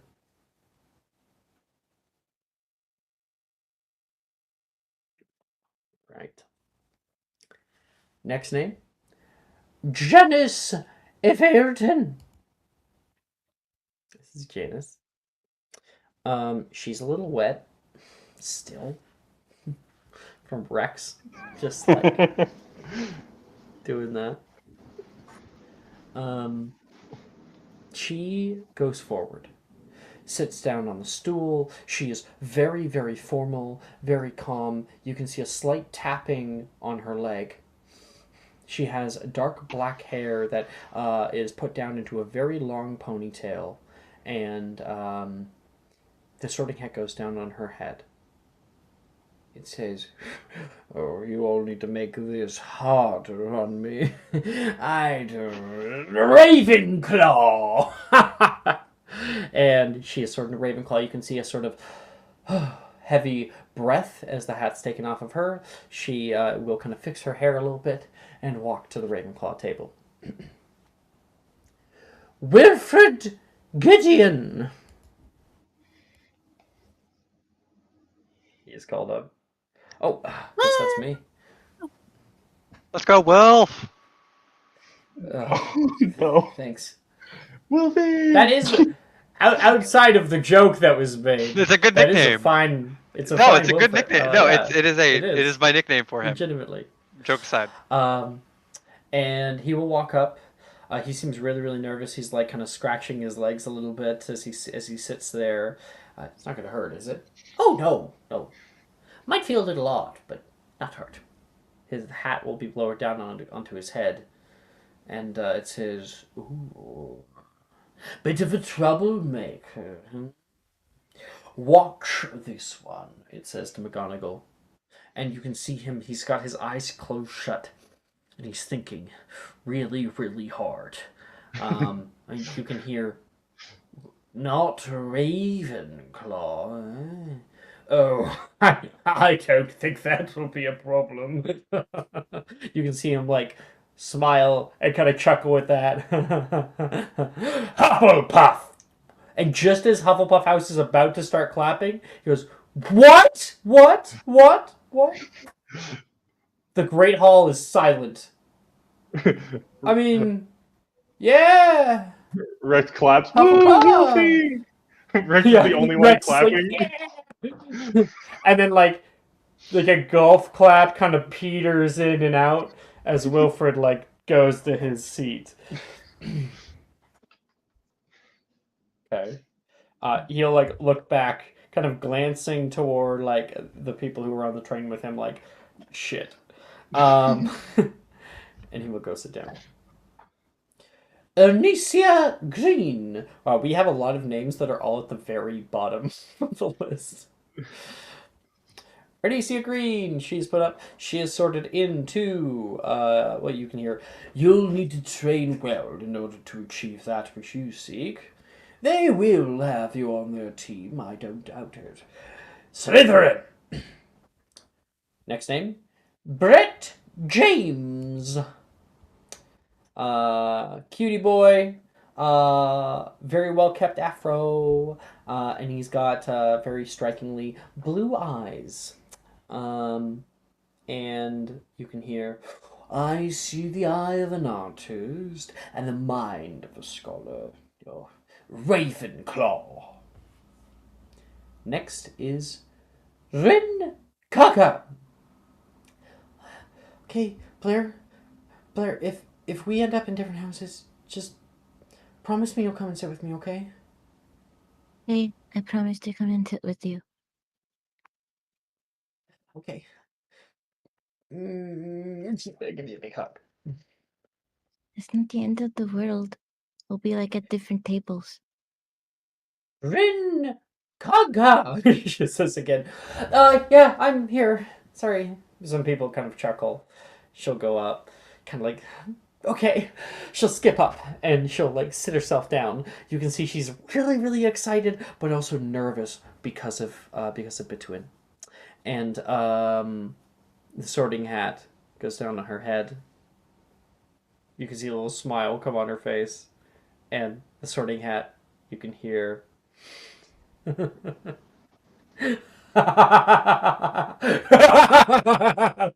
Stop it. Stop. She's like smiling, like slyly. Hufflepuff! And her robes will change color. She's happy. She like waves at Bituin, gives her like two little thumbs up, and is going to run over toward her house. Yeah! She'll sit down next to Wilfred. Next is... Oh, I never even showed her. Rin! Aww. Okay. Rin's a cutie. And the great part is they all grow up to be baddies, because this is like... It's like we're running this on the CW network or some shit. Hell yeah! Look. They're not chosen as actors, they're chosen as models, you know? It's making it hard. I've never done like the introduction ceremony like this, and every time I'm just like, damn, all my DTs are going to like everybody. Funny enough, I was planning on going to DT for Janice, but now I've made enemies with Janice. That's hilarious. Listen, I've seen it done. Do it. I've seen it done. It's so good. It's so good. I'm not even. Her first, yes. I'm not even joking. I'm going to be trying to go for Gemma. Ted, his character flicked a jelly slug at her face during the sorting ceremony. And now they just started dating. Gemma or Janice? Fuck it. Janice. Oh my god. I'll still go for Janice then. Okay. Next one. Taylor Moreno. Taylor, the girl from earlier, who was like, that's really dark. She looks bored. She's got very straight brown hair. It kind of billows on her shoulders. She gives a heavy sigh and will walk up. She sits on the stool and kind of like slouches forward. Hat's put down on her head. She kind of looks up at it and then looks down. And then there is silence for 5 minutes straight. I don't know if you've ever been in long-term silence in a crowded room, but it feels like forever. And then you start hearing humming coming from the sorting hat. And then the sorting hat kind of opens its mouth. Everyone's kind of on the edge of their seat, like, is it over? And it goes, Slytherin. And her robes change to a green color. She goes, oh, okay. And the hat's taken off of her head. And she will go sit down. Okay. Nate Matthews is up next. He says, the heart on this one must be Gryffindor. After that, we have... Ooh, and now Kathleen Milne. And you can immediately hear somebody from the faculty table going, Sadie, you can do it, girl! And that is Professor Milne, her father. She's like, oh my gosh, God. And she will go sit on the stool, trying not to make eye contact. It says, oh, there's a whispering conversation between the two of them for about 2 minutes, and then you can hear the Sorting Hat say, "That shall suit you, yes, Gryffindor." And she has like a little smile. The hat's taken off her head. Thank you. Oh, don't make sure. And she will go sit down. Levi Nelson, who is in your group. Levi! Messy, blonde hair. And cute little reddish cheeks. It says, ooh, rarely do I see a fresh perspective. Your friends shall gain a greater view with you in Slytherin. And he's sort of Slytherin. He seems a little surprised. After that, you can hear the name Saoirse O'Sullivan. Saoirse will go up. She keeps looking over toward the Slytherin table. It's like waving. And Gemma looks away. She is going to sit down on the stool, hats on her head, and there's silence for a minute. And then there seems to be a bit of a confused look on her face. And then she looks kind of irate. She nods her head no. It was no. Yes, I assure you, you shall do best in Ravenclaw. Oh, come on, And Ravenclaw House will clap out for her. The hat is taken down off of her head. She looks down at her robes, and you can see Gemma with a wide mouth, and she's walking over toward Ravenclaw House. She'll say, "Sorry." She go to a different house. Now we've got stop that. After that, we've got 3 people in quick succession, all of them with the same last name. We have Logan Peel. Oh, they came in 3s this year.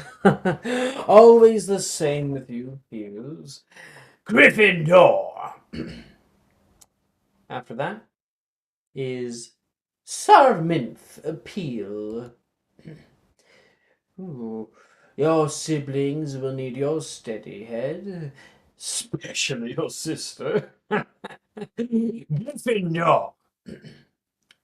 And Salula Peel is called up as well.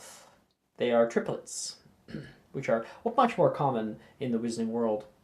And it says, oh, now I think your father would undo my threadings if I didn't. Gryffindor! And they all seem really happy going to Gryffindor House. After that, a name is called. We almost got a bunch of people in quick succession because all your names are all the way at the bottom of the list.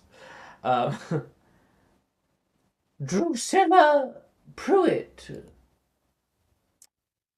Girl, dark brown hair, little space buns she's got, a red headband on. She'll go up to the front. The hat's placed on her head, and nearly immediately you can hear, Slay! Oh. Oh. Hmm. Yes. On second thought, you would do better in Ravenclaw. She gives a little bit of a sigh, and she goes off to Ravenclaw House. After that, Esther Rivers. Esther will, when she's walking up to the stool, she will start hi, hey! Everyone that she has seen on the train or in the group, she will wave to, and she will basically just be skipping up all the way to the stool. The hat's currently like sitting on the stool just for the moment. It looks over toward Flitwick as you're coming up and goes, "Do we even really need me?" It says, the hat is taken off. You sit down. Says, "Now this will tingle a slight bit. Just want to warn you." Okay. Hat lowers down in your head, and there is a sort of flash of memories that drift through your brain. Oh, oh yes, as always. Good mind on this one. Very good heart. A good sense of community. I know where you belong. The moment I saw you coming up here. Question is, do you? What? What's like that supposed to mean? The houses of Hogwarts are set left, and I am the one to be sorting you into them. They're here to promote camaraderie, healthy rivalry, and also to be connected with a community of like-minded people. I can already see the people that you feel most connected with. You seem to have a knack for community, connection. I really like all of my friends. Spoken like a true Hufflepuff puff. And your robes will change bright gold. And as she's walking, she'll still be waving to everyone. Stop at a different table as she's walking by and be like, hey, and then keep walking. Hey, sit down next to us, sister. Rin's yelling. Oh, yeah. And she'll go down and sit at the Hufflepuff table. Okay. After you, Amos Rosier. Amos will like perk up and walk towards the front with his hands clasped behind his back. Very, very like practiced posture and like his chin lifted with confidence. The hat goes down. Oh, even more of you. And a Rosier to boot. You don't feel quite the same. I've sorted many generations of Rosiers into houses, mostly just one. How do you do, Mr. Amos? He asked me, how do I do? Mm-hmm. Quite lovely today, actually. The train ride was quite nice, and I made some really nice friends. My brother was being a little bit of a bitch, but that's okay. Yeah, all thoughts are safe with me. I won't tell anybody. Thank you. Appreciate it. I see a connection here. A longing for more. As of yet untapped. I think you belong elsewhere. How interesting. You have quite the mind.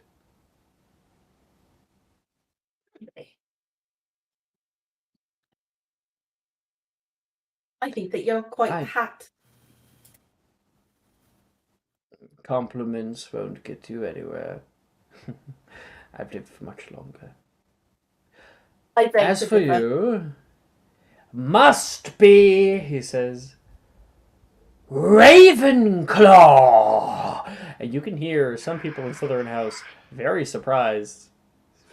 Edward, you'd probably be completely surprised. Edward still gets up and like, Amos, yeah!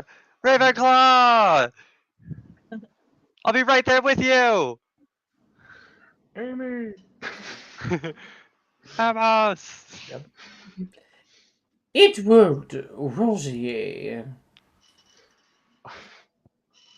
Edward is just excited to be following his brother, and is while walking up a little bit shy, kind of holding his hands more towards his front rather than his back. As he gets closer to the hat, he's like looking around at everyone.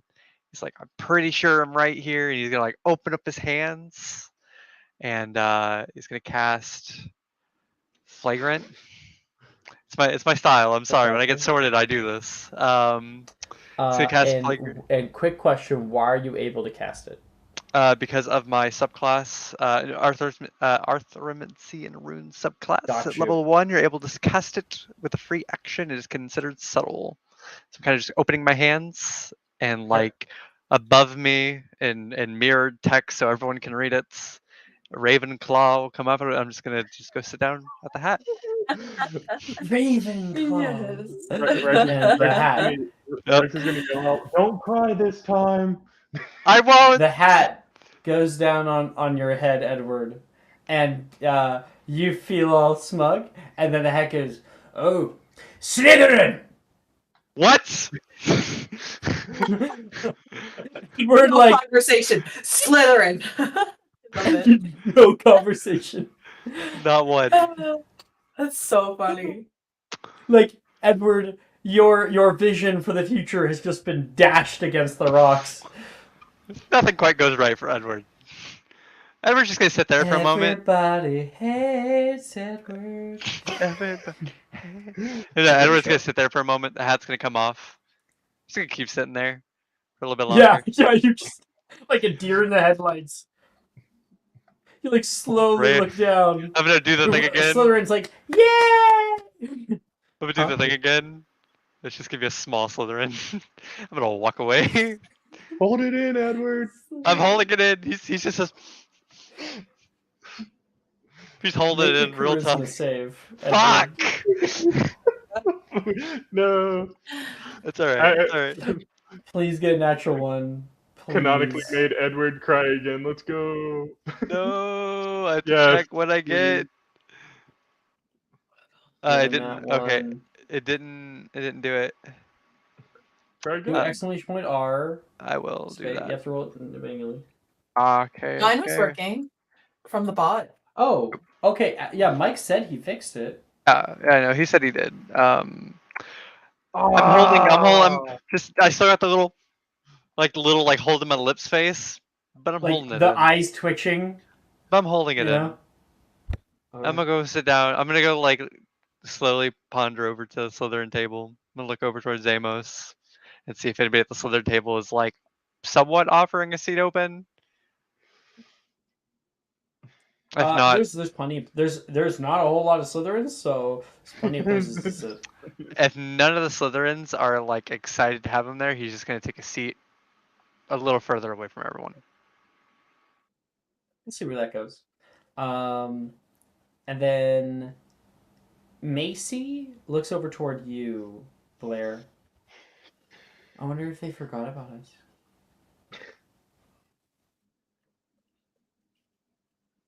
I don't think so. I think we just have names at the bottom of the list. Oh, what's your last name? Sulu. Oh, I'm Macy Stickle. Oh, that's me. She'll go up. She's a little bit. I mean, she was a part of the group, so you guys got her description a long time ago.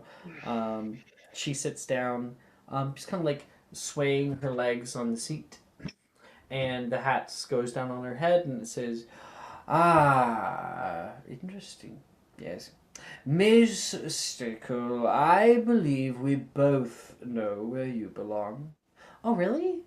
Oh, okay. One of us, Hufflepuff.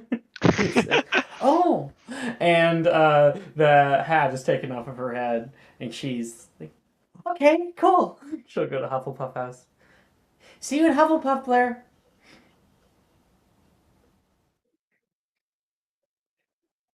Blair, just you like are the waves. last one. All I would eyes like are to on you. admit she's soaking wet and doesn't have shoes on. And no one noticed until right this moment when you're right front and center. McGonagall like looks toward Flitwick like, what the fuck happened? And he's like, oh, I'll tell you later. All right. Between Sulu and Yeah, and she'll just like walk up. She'll like take her notebook, rip a piece of paper out, and like hand it to McGonagall, and then sit down on the stool. Thank you, she says. What does it say or have on it? It's a very detailed sketch of Hogwarts. Oh, that is very kind, she says. She'll place it on the little like podium in front of her. You may do it now. I'm sure everybody wants to get to eat too. Oh, of course. All right. You're a little wet, but I'm sure he can handle it. Place it down on your head. Oh, all right. Could you not have at least impervious to something?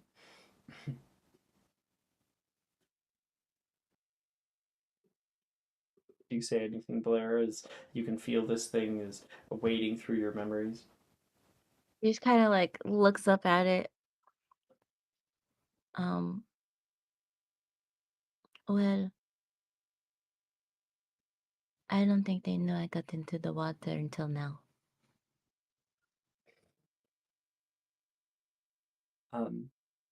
Your friend is pining for you. She seems to be a good friend. She cares for you deeply. She asked me personally if I would sort you into Hufflepuff. I told her that I could not give a promise. I don't see that within you. I am very sorry. Sometimes I do make certain allotments for personal wants and desires if it fits. But you are not a Hufflepuff, no. I see a great amount of individuality, a lust for something more, a want for beauty and for sharing. I know where you belong, and I understand that you may not understand it yourself, but I want you to know that it is the best for you.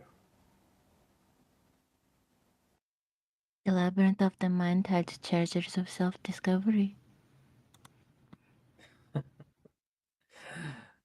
Couldn't have put it better myself. And it is a bit of a labyrinth down there, so be aware. Slytherin! Edward just has a little clap. Slytherin House will cheer out for you. The Sorting Hat says, good luck. She'll get over it. Rin is like dejected. She'll just kind of wave at Rin and like kind of walk over to her table. Oh, hello, Edward. Oh. Hey, Blair. You gonna come sit next to me?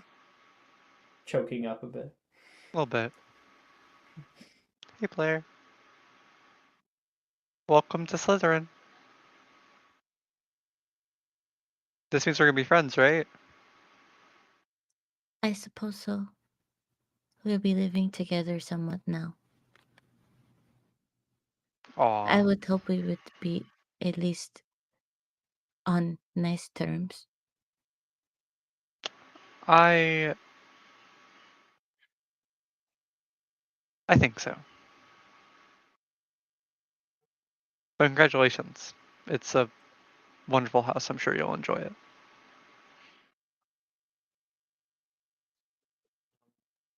And I hope so. the headmistress takes the podium again.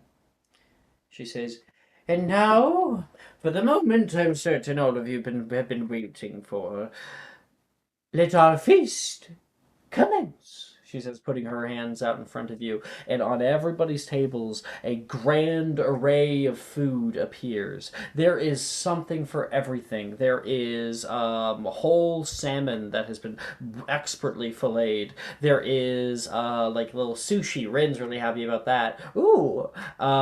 There is like whole roasted pigs with apples in their mouths. There is turkey and ribs and bouquets of salads, cupcakes and cookies and pies and anything that you could possibly want at your disposal. And you all start to dig in. Let me just show you Hufflepuff House for NPCs, Ravenclaw House, Slytherin, and Gryffindor. And then here's the whole group with their heights. The baby upperclassmen, by the way. Huh? Oh, you've started making them? I finished it. No way. Okay. Do we want? Yeah, we'll show up before because we're great about to go to our break. So just keep that in mind. But I'll definitely show off your art. Why Baby not? upperclassmen. Okay. This is Charlotte Abernathy. I'm not gonna say his name. Why not? Love. I'm not saying it. They're the people who are older than you. Love it. It's good, right? Oh, cute. Yeah. Oh, there's Marcella. Mm-hmm.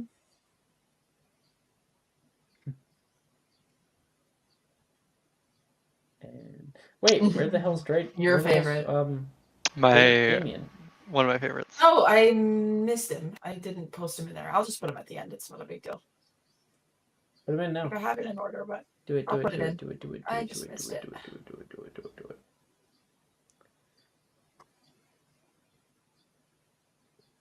Darian's. There we go. I said Damien. Yeah. Yeah. He's so thin. He kind of bulks out. That's funny. Yeah, he does. He does. All right. And that's where we'll take our break. We'll come back in 10 minutes. See you all in 10.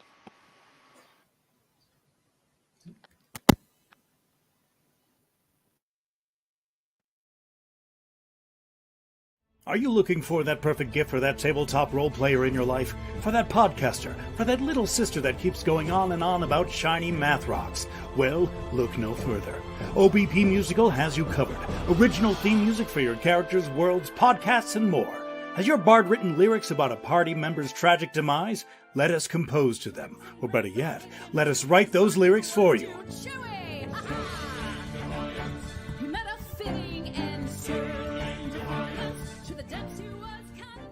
But the goodness, no, greatness, doesn't stop there. How would you like a cast member of Les Miserables, Disney, or Come From Away to sing your pieces? Oh, you bet you would. Fully orchestrated cinematic pieces. Pieces like this. Who'd rise to meet the call, who'd fiercely face the danger, be a hero to them all.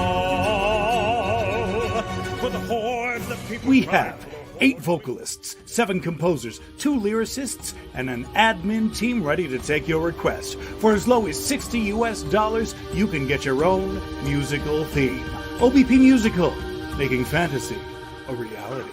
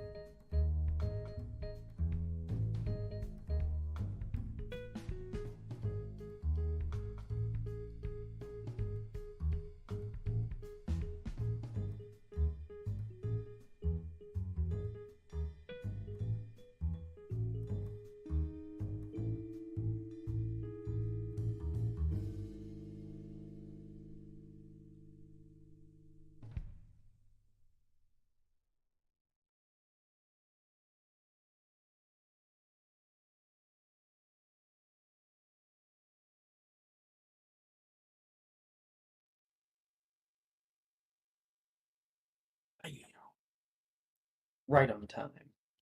Bitch, I messaged you 100 times. Go get the damn food. What? Go get the food. How did you get the food? Because I asked you to. Fuck. Damn. Beat his ass. Right, I gotta change my headline because of what the Sorting Hat said.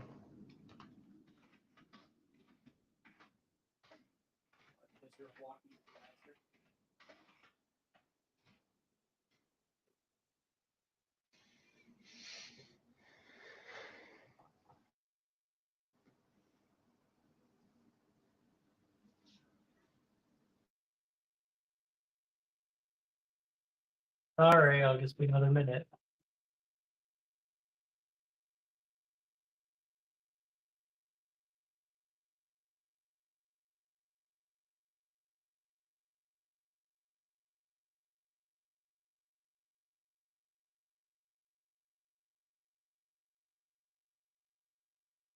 I was muted.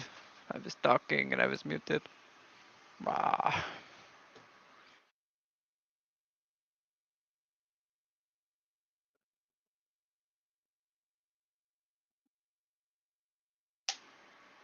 Hello. Hello. Be right back. Let's grab better music. Find some nice, where is it? Hogwarts Great Hall.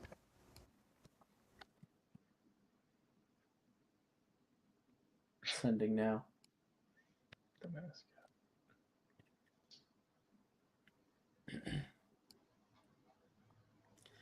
All right. Are we all back? Yes. Yes. Yeah, I'm back. Okay.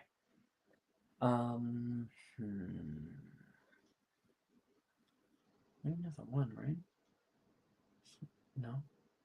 Gryffindor. Okay. Currently at the Ravenclaw table, we have a bunch of different people. Let me pull them up, because why the fuck not, right? These are all the other people at your table. And Amos, when you sit down there, there is food at your disposal, anything that you could possibly want. People are looking around, finding what they need. You can see the girl named Janice is grabbing a nice salad. Meanwhile, Drusilla is grabbing like a big steak right now. Coming from beside you, Reese says, "Can you pass the rice, please?" The rice, did you want more of the basmati rice or did you want like the sticky Japanese rice? Basmati. Yeah, perfect. He'll like reach over and pull the rice over, hand it to him. Thanks. You're welcome. You're a Rosier, right? That would be correct, and you're not. So sorry. What was your name? Oh, Reese Castelli. Huh. Lovely Family's to meet not you. really from here. Oh, where's your family But from? we live here now. Oh, all over Europe, Asia. That's lovely. My family's typically just from London. That other boy, is he your twin or? No, he's not my twin. He's my little brother. You guys must be very close together. Yeah, we were born in the same year. Your poor mother, Drusilla will say. I don't really think it's too poor of her. There's only two of us.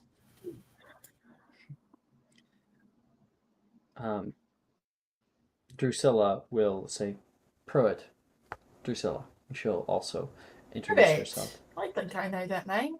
Any relation to the family within the potions world? Yes, something like that. She says. Lovely to meet you. Quiet about it. I'll like shake her hand. I'm so excited to be in a house finally. I don't know if it was my first choice, but hello everyone. My name's Saoirse. I thought I'd introduce myself to everyone all at once. Just get it over and done with, you know? Hi, Saoirse, Reese says. Saoirse. Saoirse. Billy says. What's your name? What's your first? Ooh, I wanted to be out with my cousin, but I suppose I'm not Slytherin-y enough. You wanted to be Slytherin. That's your fine. Cousins in, I can make your cousin's in Slytherin. No, who's your cousin? Oh, that would be the red-haired one over there. Actually, looks like she's talking to your brother. Maybe they'll be friends. Probably not. Oh, he really does need a friend. He is quite pathetic. Maybe she'll take him under her wing. He does need that. He needs somebody, stronger, more. What was your first name? Mine? Hmm. It was Amos. Edmus? Edmus? No, Amos. Oh, Amos. Gotcha. Yes. And yours? Oh, I'm Brett. Brett James. I'm excited too. Sorry, I get kind of nervous in big crowds. Oh, I can be the same. You can hear the taller girls state very sheepishly. Sorry, but I didn't catch your name. My name is Wilhelmina, but most people just call me Billy. It's a pleasure to meet you, Billy. You see like a little smile. And what's yours? Yeah, the black hair. Huh? Oh, you're doing introductions? Yes. Oh, great. What's your name? I'm Janice, she says. Oh right, you're the one that's getting in a bit of a kerfuffle with Rex, wasn't it? Was that the boy that fell into the lake? Yes. He got seaweed in my hair. Well, I mean, technically, you got seaweed in your hair. He didn't put it there. I didn't fall into the lake. I mean, didn't you? No. Not Are you nearly sure? that stupid. I perfectly remember seeing you fall into the lake. Well, maybe you need to get your eyes checked, she says. Maybe you need to get your memory checked. What's happening here? She's being rude to my friend.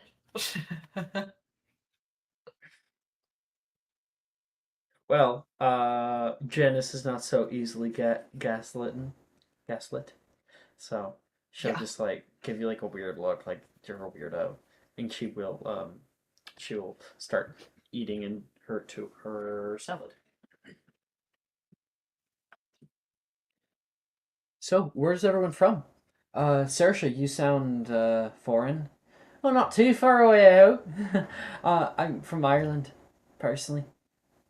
Uh, Italy and India, Reese says. But I've lived here for a while. I'm mostly from Ireland, Billy says. And Drusilla says, right here in England, personally. Cool. My parents moved around a lot before I was born, but I was born here. Sometimes I go up to Romania. And Janice, what about you? Oh, you guys can have fun. I don't really care. Oh, okay.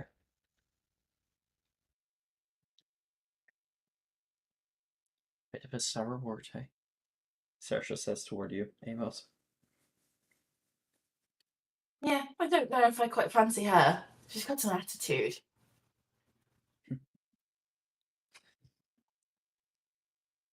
That is the Ravenclaw house, I guess.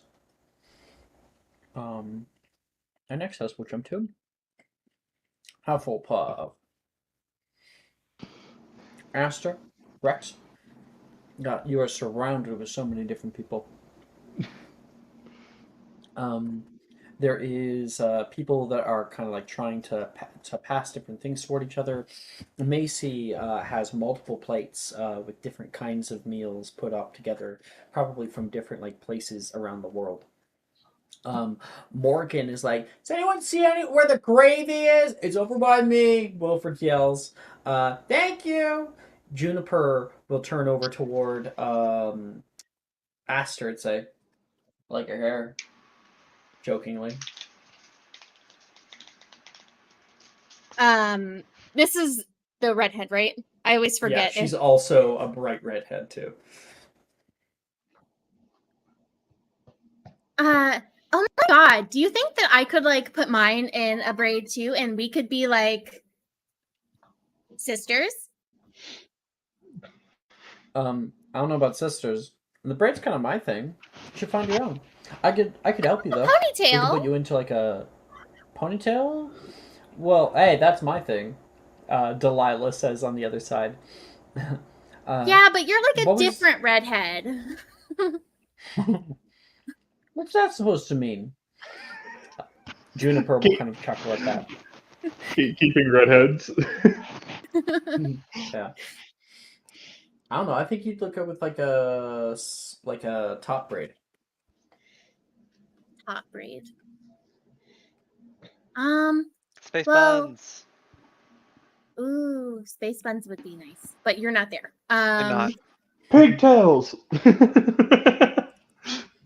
pigtails? That's Macy's thing. Oh, you can take it. You can have pigtails if you want. I'm not gonna keep it. Oh, so you're gonna let your hair down, or you mean that you're not gonna gatekeep it? What gate? Macy is definitely not understanding. Can I play with your hair? Yeah, please.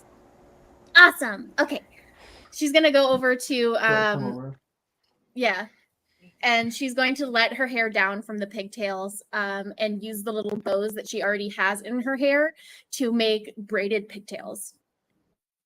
Aww. All right. Make a performance check for how. Or no, actually, performance or survival is up to you. Survival? Yeah, for braiding. It's braids. If you fail, you're getting stabbed. This is a test. No, survival is like if you want to do knots, for instance, it would be survival, and so yeah. Oh no, a 7. You know what? No. Take my subscriber. Reroll that. Oh shit! Yeah, fuck yeah. I haven't used my subscriber in like 2 weeks. I need to use it at one point. 14. That's better. All right. With 14, yeah, you're able to get 2 little braids on the side, and she's like, they're so stiff. I kind of like them. And she's like, flick, flick, flick, flick, flick, flick, flick. And guess what? When you turn your head, you can like hit people with them. Huh. She's immediately going to smack both you and probably Nolan in the back of the head. Ow! What? Shots fired, Nolan says. Oh, sorry. She was just braiding my hair. Oh, okay. What was your name again? Nolan. You're Macy? Think I overheard? Yeah, that's my name. Are you blind? She says immediately. Yes, I am. This reminds Aster of when she said the same thing to Nolan after he bumped into her. And she immediately gets embarrassed again, and I'm like, oh god. Her like face starts turning red to match her hair, and she like looks away real quick, and she's like, yeah, I found that out the hard way. Yeah, she insulted him when he bumped into her. I thought Rex wasn't gonna know that he was blind. Right? Were we doing that? No, that was Sebastian in Monday Nights.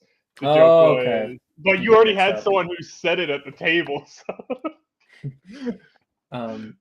You could have just not heard. Yeah. Rex didn't hear. Rex doesn't know. I'm gonna do that for this character. Rex does not know. If you want to. I'm gonna do it. It's funny. Too funny not to do for Rex. It's too funny. Yeah, I am. And Macy says, I've never met a blind person. Don't they normally just fix it, with like those potions? I was born like this. Oh, interesting. And she'll start digging into her meal. Glad to see that you're making friends, Aster. I find it really like really easy to make like friends. Everyone just likes me. I don't know why. Or maybe I'm too dumb to realize that they don't like me. One of the two. Oh. I suppose sometimes I feel like that, but my dad says it's just a little bit of insecurity. I think I'm insecure. My dad has never told me that, so I don't know him. Short ribs, if you want some. Like pick up a plate. Oh no, I'm vegetarian. Oh, see, we're already getting to know each other. Yeah, you're blind. I'm vegetarian. That's two very obvious things. Macy says, "Oh, if you're vegetarian, I saw a few things I could probably make a vegetarian dish." And Macy's gonna start like putting together a meal for you. I really like chickpeas. Are you cool with tofu? Oh yeah, definitely. All right, you get that. Next to you, Rex, you can hear. Hey, I don't think we met. Morgan Cook. Oh, hi. I'm Rex. Rex Blight. What's that name from? Rex, like Tyrannosaurus Rex. Juniper chimes in. I guess my parents kind of named me and never explained why I was called Rex. I just went with it. Man, well, I've always been called Morgan, but I suppose you already knew that. It's nice. They gave me like a little booster seat. That way I can sit up here with all of you. He's gonna look. Morgan, you want to see something cool? Only always. He's gonna pull out this case with the egg, and he's gonna go, I have an idea for chaos. It's gonna take a while though. This egg spawns a chicken every 21 days. And it lays another egg that spawns another one. Roll me 1d21 for how many days until that egg hatches. Oh shit. Oh, please tell me it's like I roll a 1 and it's like 1 day. Wait, it's been a little while since you got it, so I will say not 1d21, roll me 1d18. Oh, 1d18? Thank God. Oh, I fucked up. Like 1 day and it just hatches then. You got the R. 5. Okay. 5 days. 5 days till Rex gets his first chicken. A chicken? Dude, you should leave that in like a teacher's desk. Oh, but if we hold it till the end of the year, we can release the chickens. Army of chickens. Rex, I like you. We're gonna be best friends. I can already tell. Yeah. Yep. And that over there, he points at Wilfred. That's Wilfie. He's also part of the friend group. We can get him in on it. My name is Wilfred. Wilfred. Wilfie. Got it. Why don't you like Hufflepuff? You seem really upset when you got sorted in. I just, Hufflepuff has a reputation. Well, I mean... Everyone goes quiet. Looking over toward him. Rex is gonna be like, if you want to upset your father, you're doing good. I was hoping for Gryffindor. Gryffindor! Oh, come on. You hear people say. You're not that brave. You didn't even stand up to your own dad, so doubt the hat would chose you. Did I ask for your input? Rexy? Hey, see, you got it, Wilfie. nicknames. And he looks at Morgan. He's like, I'm gonna call you Morg. He calls Morgan Morg. Hey, I'm into that. Morg. Makes me feel like a robot. Beep boop. Morg at your service. He says.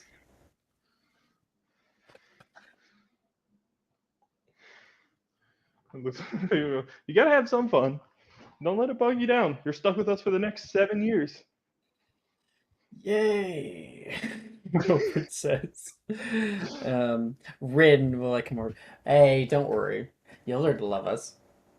Morgan, Rex will whisper in his ear. We put the first chicken in his room. Deal.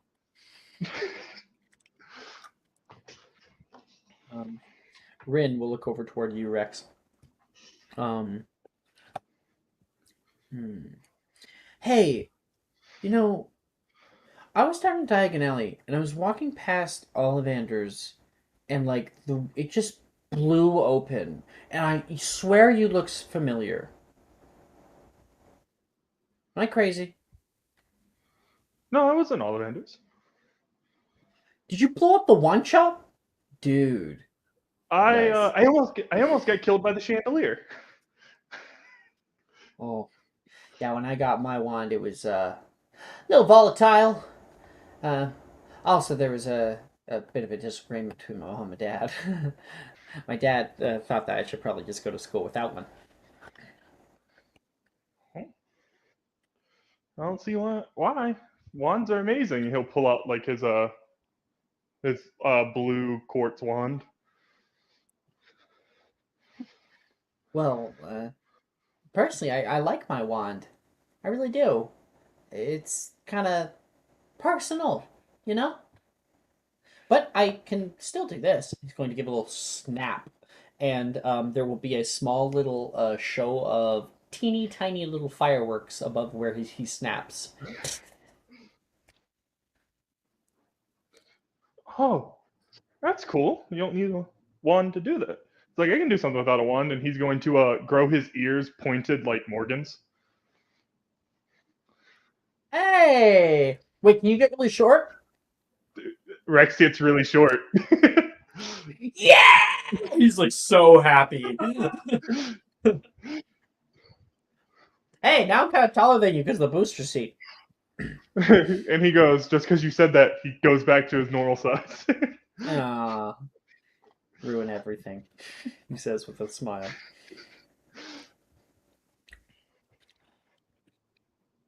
Oh, Aster, I forgot to say, Rin says, congrats. You know, being in the coolest house. Like, totally. Right? We're definitely the coolest house. Like, there are so many of us, we've got to be the coolest house. Oh my gosh, we're gonna be sharing a dormitory. We should like, do you like makeup? Oh, I love makeup. I brought a lot of it. So we can definitely do each other's makeup. I have a whole bunch of nail polish. Oh, I forgot to bring my nail polish. My mom said I was packing too heavy. But it was only like 4 bags. It's like nothing. You're allowed 1. You're allowed 1 bag. Oh, 1 bag. We will fade from the Hufflepuff table as they're starting to get to know each other. And find ourselves at the I'm going to Gryffindor table. Petter, you sit down. You sat down next to Darcy, and they greeted you. And over time, more and more people showed up. And Darcy was like, "Hi, nice to meet you, Nate Matthews. Hi. What was your name?" He looks toward you, Peter. Likewise. Petter Dimitrov. Petter. Cool. I'll try to remember that. I'm not the best with names, so. Yeah. You can. Well, You guys can call me Peter, I guess. That's fine. No, Petter should be fine. Wait, sorry. That was probably still not great. Petter. It's like trying really hard. It's better than some of the other kids on the train called me. They call you names? Is someone bullying you? The blonde-haired girl will speak up. You were in my Diagonally group. If someone's bullying you, let me know. I can help. Oh, no. They literally called me wrong names. Like what? You can hear some of the girls say. I don't really remember, to be honest. Still with P. Pablo. Pablo.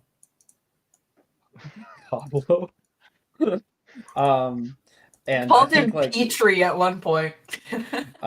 Sally will probably laugh and like, well, that's just funny. Yeah, I guess so. I try to chuckle. I'm Sally, by the way, and this is my sister Sam and my brother Logan. Unfortunately, hi. Looks like we're gonna be sharing a common room. Hi. Yeah. I guess a lot of the three kids. Wow, that's a lot. 3 siblings. Yeah, our whole family's always sort of into Gryffindor. Whether they deserve it or not. Hey, I got in fair and square, Sally says. And Sadie kind of chuckles at that. Darcy says, oh, this is so new. I don't know what to make of it. The ceiling, the moving banners, it's also magical. Well, actually, yeah, it is magic. The ceiling actually exists, but it has been enchanted to look like it is outside. It's not actually the sky, as I recall what I read on the train from Hogwarts, A Brief History. Well, I'd certainly hope so, Darcy says. Or else I believe we'd probably, up in northern Scotland, we get rained on a lot. You can hear a few other people laugh at that. Nate laughs. Yeah, that would be a very abrupt end to a breakfast. So, do we always eat like this? Oh, no. According to our sister, it's just like a once a year thing for us newbies. So dig in. Yeah, of course. Darcy will start to find some ribs. Get in there. Ooh, nice. You want some?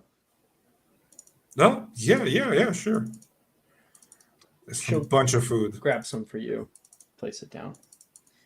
So, Petter, where are you from?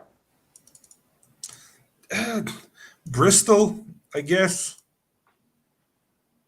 Oh, and I personally, I know you've said it before, I don't know where Bristol is. Bristol, but probably somebody in the UK would. So yeah, it's east? No, west. Sorry, is it it's west of city? It's west of London, right near Wales in England. City. It's like a small, it's like a medium small city. Gotcha. Oh, I live more up just north of Liverpool. Darcy says, it's a little place called Formby. Oh, that sounds interesting. I love. It's a little farm. It's nice. I have a forest nearby, and I get to, hang out there. I really like going outside. And Logan laughs. Why are you laughing? Well, I just was thinking about you trying to do that here. Well, I can't go out in the forest. And you can see his sisters also laugh very loudly. Sadie goes, oh, no, it's called the Forbidden Forest. That's kind of dark, isn't it? Peter, you know about the Forbidden Forest. Yes, of course. Yes, it is home to many a magical creature, and it is suggested not to go into there. It's all written down in the book. Wait, you got like a pamphlet? I didn't get anything. I don't know. I got a book. My mom's bought me a book of the history of Hogwarts because I knew I wanted to prepare. I'm the first in my family to go to Hogwarts. Oh, hey, Logan. Maybe he can teach you how to read. Logan grabs a bread roll and flicks it at her.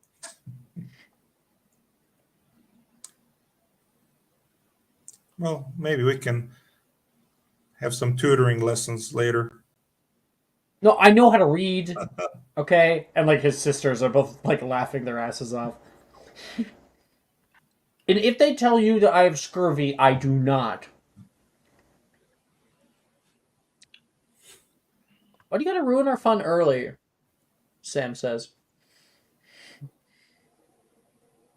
Oh, come on, Logan, everybody calm down. Logan, just calm down here. Have some lemons. Have some lemons. Make a lemonade. Make a life takes the lemons back.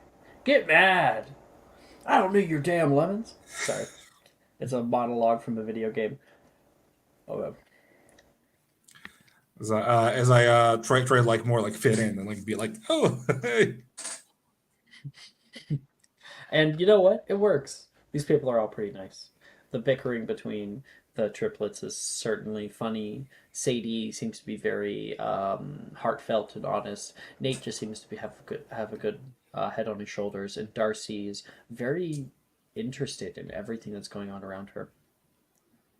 That's awful. That's Gryffindor. Lastly, but certainly not least, we have our Slytherins. Edward, Betwin. Hello. You guys are sitting down there. Everyone's getting into their meals and getting what they want. And Gemma is there, immediately turns toward you, Edward. Hi. I didn't know that Roziers were going to be in my year. Gemma, Drayton. Pass Drayton.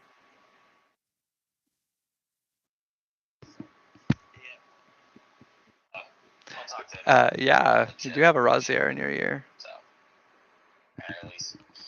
Just so you're aware, we can hear that a little bit. Just in case it's computationally sound. Okay. Maybe I should move on to Betwin instead? Okay. Thank you. Betwin. You're probably quiet, looking out at everyone else around you. You can see Gemma talking to Edward. You can see Ernesia talking to Levi. She is. Wait, you've like never even heard of Hogwarts? No, not until I got the whole acceptance letter.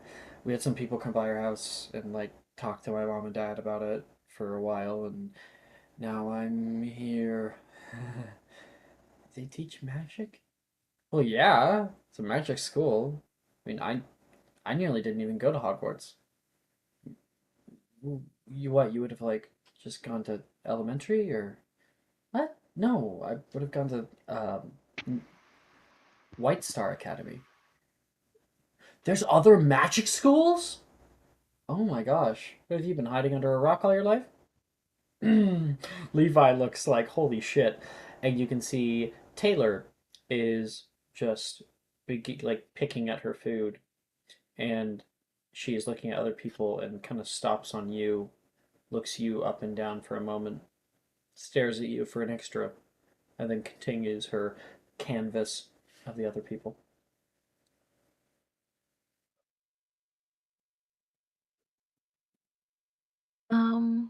Yeah, I think Pigeon's kind of just like nibbling at her food, but she's mostly like kind of drawing and like looking around. Hey Blair, what are you drawing? I'm drawing a picture for somebody. Ooh, who for? You remember the girl in our group when we went to Diagon Alley with the white hair? Was it the one that went to Gryffindor? I believe her name is starts with a D. Darcy, right? Mm-hmm. Oh, what are you drawing? It's her chicken farm. Sorry, you you cut cut out. out there, Choo Choo. It's her chicken farm. It's her chicken farm? Farm. Chicken farm. Chicken farm. Ah, thank you. Oh, that's lovely. That's what is that? What is that little? Is that chicken? Make a performance check to see how good of a drawing this is. Okay, let's see.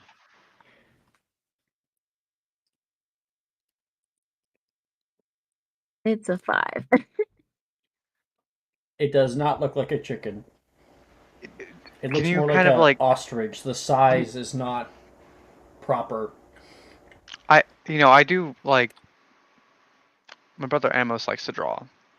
And sometimes he does have like these things where he calls like artist renditions. I just call it bad drawings, but I mean, it looks interesting. Is it like an ostrich? Maybe like a farm, like a bunch of ostriches in a cage? Or that's at a. I don't know. I kind of dreamed about it. I haven't really seen it. Oh, okay. Well, it's very lovely. Edward's gonna like note what Blair's eating. What she eating? Yeah, what would Blair be eating? Oh, Salmon? Yeah, any of like the fish. Mm-hmm. Any meat. She probably doesn't really eat many like vegetables. That's fair. Edward would You have probably like have some sushi. Oh. But the question is, if you really don't like vegetables, do you like pick out the seaweed? Like, well, like seaweed, she's fine, but she's not like eating like broccoli or something like that, or like potatoes. Okay.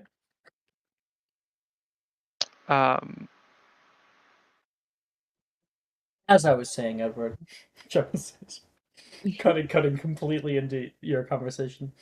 My family's been here for many generations, same as yours. Always Slytherins. I'm surprised that you have a brother in Ravenclaw, but there's always one odd one out, right? He is definitely the odd one. Don't know. I have one of those. I can't stand him sometimes, but he's my brother. I love him. Oh. Here's my advice, she says. When it comes to brothers, they might annoy you. They might push you away, and probably the best thing that you can do is just let them go. Just let them go. And this is Gemma, right? Yeah. So do I know that Gemma's like a little bit mean and she's like actually being like somewhat nice to me?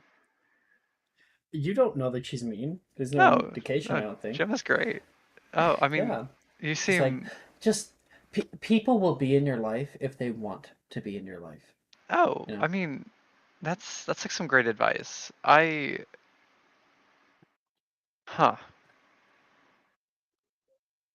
You I'm gonna have to reflect on that. You said your name was Gemma? Oh, yeah. Drayton. It's a great name. Never heard of What's it. What's up your eyes? Sorry, that's kind of freaking me out a little bit. Did I make you uncomfortable? No, scare me or anything. You're just very colorful, shimmery. I mean, I think they look Is that nice. makeup? Contacts? Isn't that what the Muggles do? What's a muggle? A non-magical person. Oh. I've never met a non-magical person before. Oh, me neither. Wait, seriously? Levi sounds like I you haven't kidding me? either. They're muggles, right? No, I haven't met one. Ernesia. Yeah, I saw one once. You saw one once. Well, no. Why would I? Holy shit! Taylor says, my family, we see muggles all the time. Okay. Oh. Okay. One out of the entire group. Wow. Why? What's it to you? Well, my family's not magical. I overheard you guys talking about brothers. I have one too. He's a pain in my side. Always takes the PS2 from me. Is he? Everyone gives him a weird look, like, what the fuck is a PS2? Does he study magic? Is that kind of like is that a book of some sort? No, not unless you you consider veterinarian studies as being magical. Isn't that? Is that the study of war? No, like for like being like a doctor, but for like dogs and stuff. He cuts open dogs? That's terrible. Is he like? Does he study like magical creatures? Does he have like a phoenix? No, he doesn't really keep them of his own. He just looks after them mostly. So he takes care of like phoenixes and pseudo dragons. Just dogs, mostly cats, some lizards, guinea pigs. Like a blink dog? Hedgehogs. Oh, that's. I think I've heard of those. Sound kind of familiar. Maybe in a book I read sometime. Leva's like, holy shit, what have I gotten myself into? I mean, I'm glad that you have a good. You consider you have yourself a good connection to your family. Yeah, mostly. You know, you think it's just kind of average, I guess. I don't know. I love my family. I'm glad. How cute, Gemma says. What about you, Gemma? You have a good connection to your family? You said, if they want to be. Of course.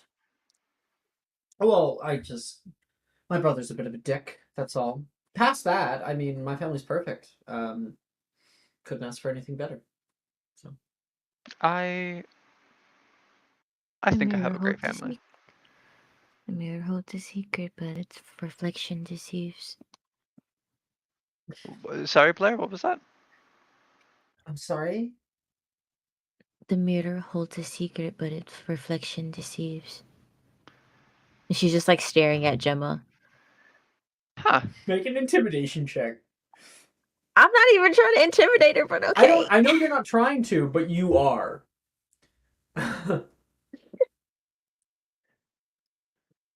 15. Okay. Anicia, you said you were from White Star? That's Canada, right? And then she like turns onto a different conversation entirely because you make her feel so uncomfortable. I was trying to like learn about our family.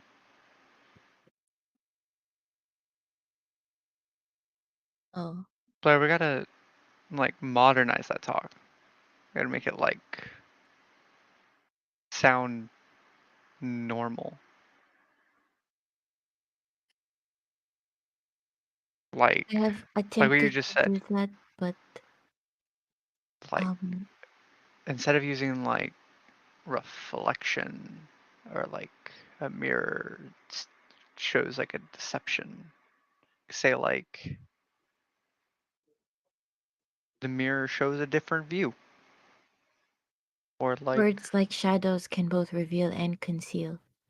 Words like shadows can both reveal and conceal. Like words sometimes don't mean what you think. He like nods. Yeah, like words just don't. I mean, like some of these kids You can see don't Taylor understand what has these been words mean. staring at the two of you talking for the past 3 minutes. Why don't you? What do you think, Taylor? You have any recommendations? No. That's fine. She says. That's fine. With, like, I mean, the most like a bored look on her face. Like, what do you like doing? You seem to be a I mean this in the most polite way. You seem a very introspective, not very talkative person. I don't know what that word means, but I like fishing. Fishing's sometimes. cool. Yeah. Yeah. She looks over toward Betwin. Oh. You're a siren, aren't you? Yes. I think that's what surface people say. It's different underwater. Siren? Is that? I think I've heard of you before. Heard of that type before. Those are the I have some that live by my house. They live really, really deep down though. Have you seen them before? Oh yeah, sometimes. My dad mostly trades with them. Oh, mostly nice people. Are you from the north? No, I'm from the east, the Pacific Ocean. I went to school in Japan before this, but the headmaster there said that I was not a good fit for the school. I wasn't a good fit for Durmstrang either. That's why I'm here. Oh, you went to, or you were going to go to Durmstrang? No, I wasn't a good fit. You were, apologies? She says, no, I wasn't a good fit. Like, correcting you, like, I just said that. Look. Of course I didn't go to Durmstrang. Well, of course you're here. Why weren't you a good fit for Durmstrang? You seem... They're not really nice people. They weren't really nice people? No. They're a bunch of racists. Yeah, I don't like those type of people. Do you... I'm glad. What? Are you racist? No, I don't think so. Muggles are a little weird. But... We can be friends, then. And if you're not from the north, because those guys are, like, really big dicks. We can be friends, too. She says toward Betwin. Jordan, where are we from again? London. We're just from Wizarding London. Little Wizarding London. Okay, so not from the north. No. Wizarding. I'm from London, so I do not know what that is like. But I tend to find myself accepting for the most part. I find it a little odd that Muggles use this electricity. It's this type of magic. They have like moving TV screens, like images that can change on will. They have like wands that can. You got to talk to what was his name again? We were just Levi. Levi. Thank you. Got to talk to Levi. What? Levi's Yeah, been quiet. Yeah, no, ever since he hears his name. The electricity, the TV thing you said that they have little wands you know that about can electricity. Well, no, we I'm talked about pretty that. sure it was electricity. Electricity. Not Electricity. Last session, he was telling us about movies and stuff. Yeah. Amos and I specifically. Yeah.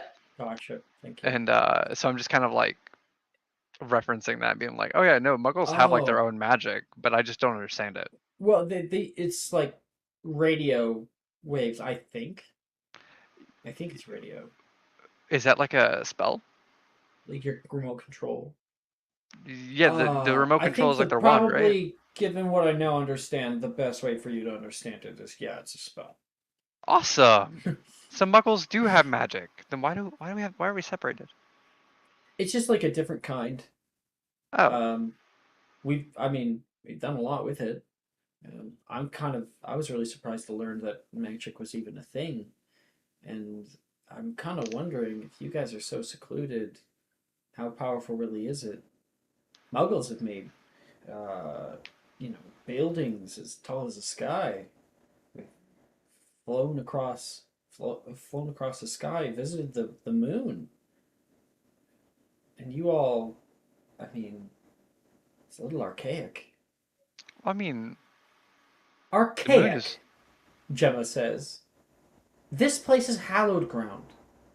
Like generations upon generations of wizards have come and gone from these halls, and don't disrespect that." It's a legacy. You're right. You're right. Maybe that was. I apologize. Well, Gemma, we got to meet kind of like in middle ground here, right? Levi comes from a world that maybe we don't understand very much. I'm not saying that like it's cool, but like we gotta find that connection. Yeah, and but now he's if they here. have a magic, okay. And if you're gonna survive here at the school, you're gonna have to learn how to act like us. She says to Levi. Yeah. Sure. No, I mean you're already fitting in. You're part of the best table. Over toward Gemma. Right?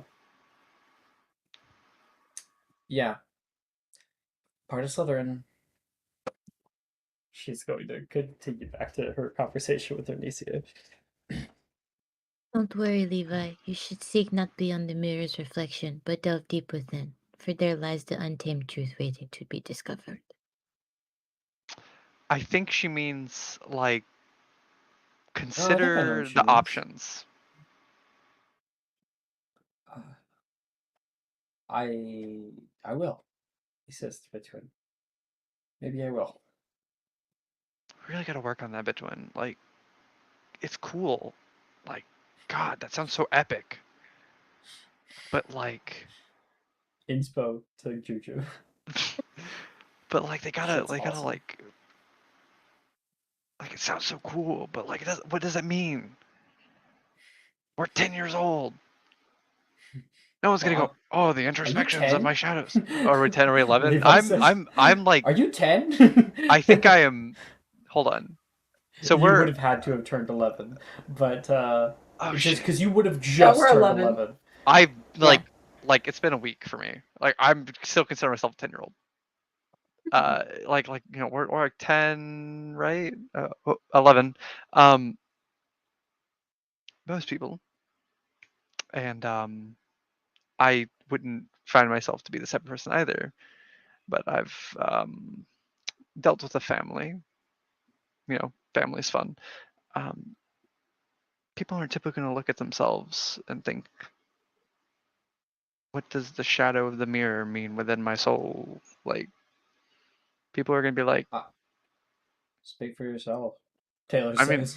I mean, I'm not like speaking for you, but like, I mean, we're the Slytherin table. We're going to get it. But like, if you talk to Hufflepuff like that, they're going to look at you like you're kind of creepy. I don't know, you seem cool. I don't want them to think that. I only offer fragments of the grand design. So, they whisper. You often worry about what other people think of you, Taylor says. Wait. Was that to Betwin or to me? That was to Edward. I can't lie that I definitely do have a lot of thoughts like that, but you can't lie. That'd be nice. I typically try not to. That way I can always trust you. It's like a curse, or well, it's weird. You grow in a shadow so much that you never really get anything out of it. Kind of never see the sun. And when you grow in the shadows, you learn that only a couple things matter. See, metaphor isn't that hard. Well, it's not like everyone kind of catch themselves. Like, yeah, got you. You fucking got you. You did get me. And Cut. I think that's a good place to cut. Doesn't keep going. Yeah, keep going forever, but okay. Everyone's meals and getting to know the people in your house flourishes here. The bells go.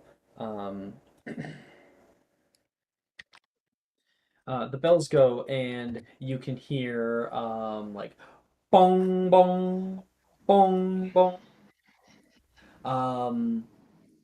Up above, the ceiling kind of shimmers for a second, and all of the food on the tables disappears in one fell swoop. Also, like the plates and the utensils and everything is just gone. Is this normal? Go ahead.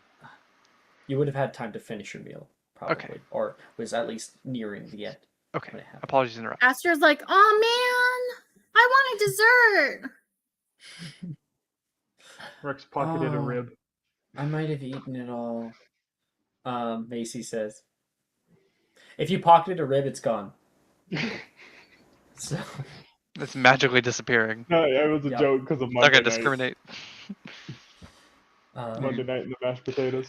Oh, I told myself I'd be good. Fuck. I allowed the mashed potatoes because I was like, yeah.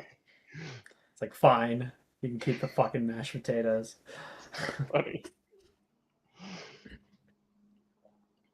Hey, the headmistress takes a step up. She says, "It's been a wonderful night, everyone. We will begin by having our first years into their common rooms, followed by second years, third years, fourth years, and so on. First years, you will be followed by your heads of house and be taken to your common rooms. Dormitories are connected, and in the morning we'll begin our first classes of the year. Thank you, everyone, and please remain patient while you wait."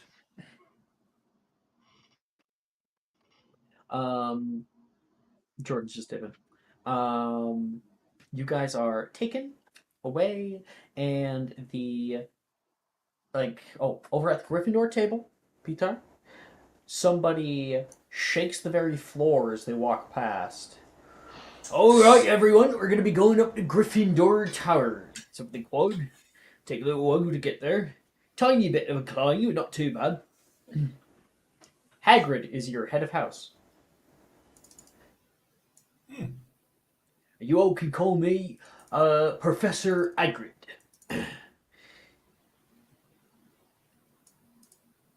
Okay.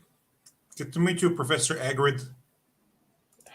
No, it's Hagrid, he says again. You two of you go back and forth for a minute.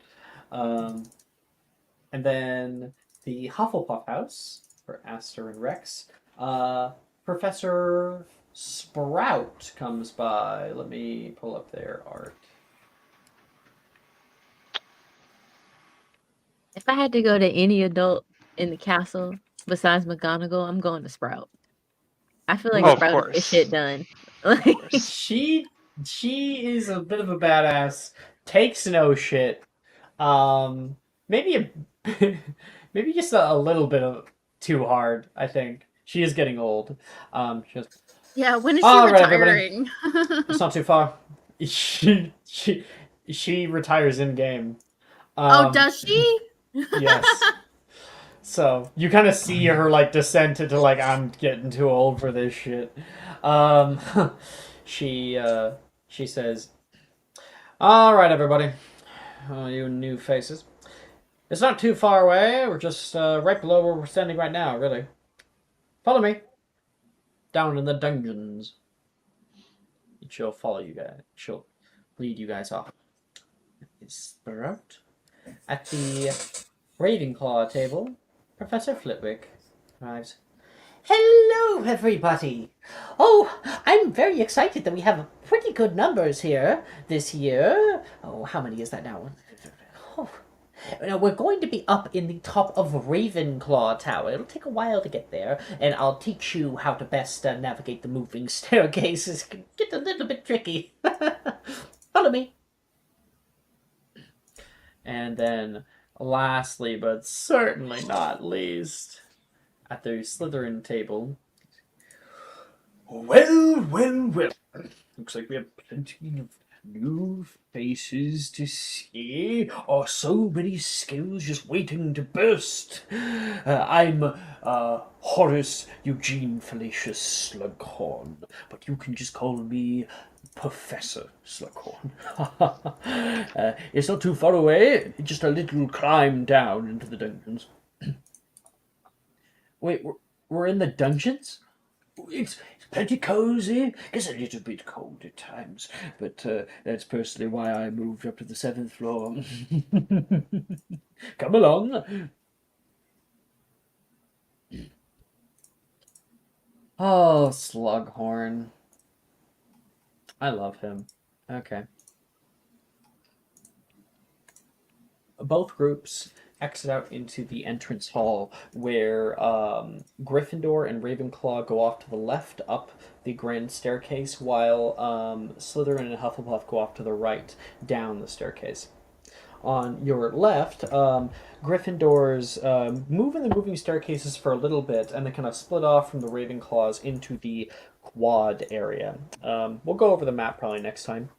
But up at the top left-hand corner, so the northwesternmost tower of the southern building, there is a tall tower. You guys coil up that staircase the whole way until you come by a large painting of the Fat Lady. She is currently, you can hear her as you're walking up, practicing her opera singing, and she does not stop as you guys come by. Hagrid says, "Gulping Plimpies!"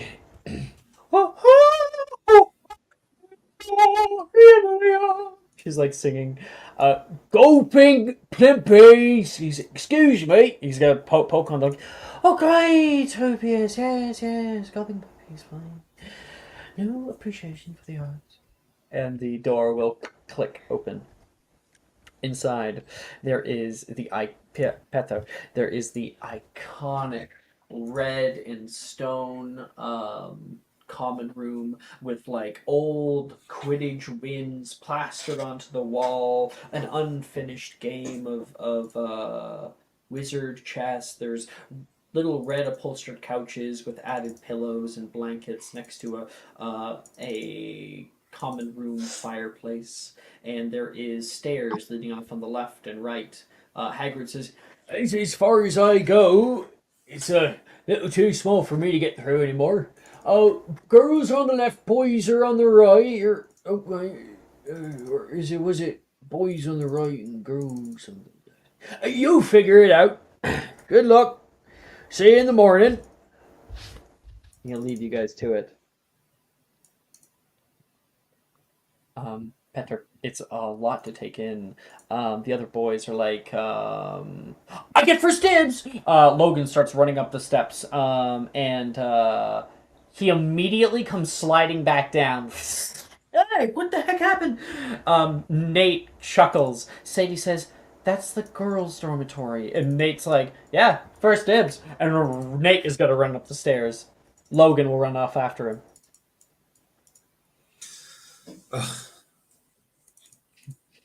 Where are you running to? Our dormitories. We need to pick the best beds, he says. You can hear a door slam upstairs, and you like slowly make your way up like a normal ass person. The choice of beds will not make any difference in school study. What are they thinking of? You open up the door and can see Logan right now is jumping on a bed. There's 4 poster beds that are arrayed in a circle. There's like a big boiler in the middle, and there are windows on one side over where Nate is sleeping. I got the window seat.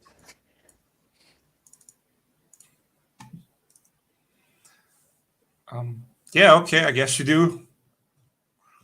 And I go to the empty bed. Yeah, where I guess my stuff is already, right?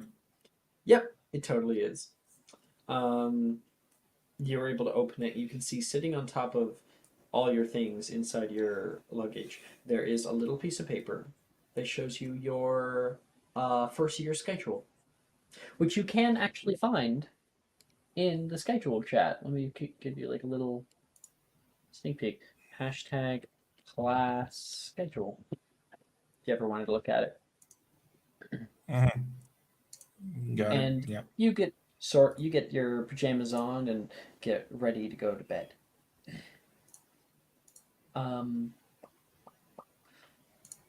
Huffle. No, we'll do Ravenclaw. Do we have Ravenclaw because Jordan's gone? No, we don't. So fuck Ravenclaw. Huffle. Damn. Tell me how you really feel, Alex.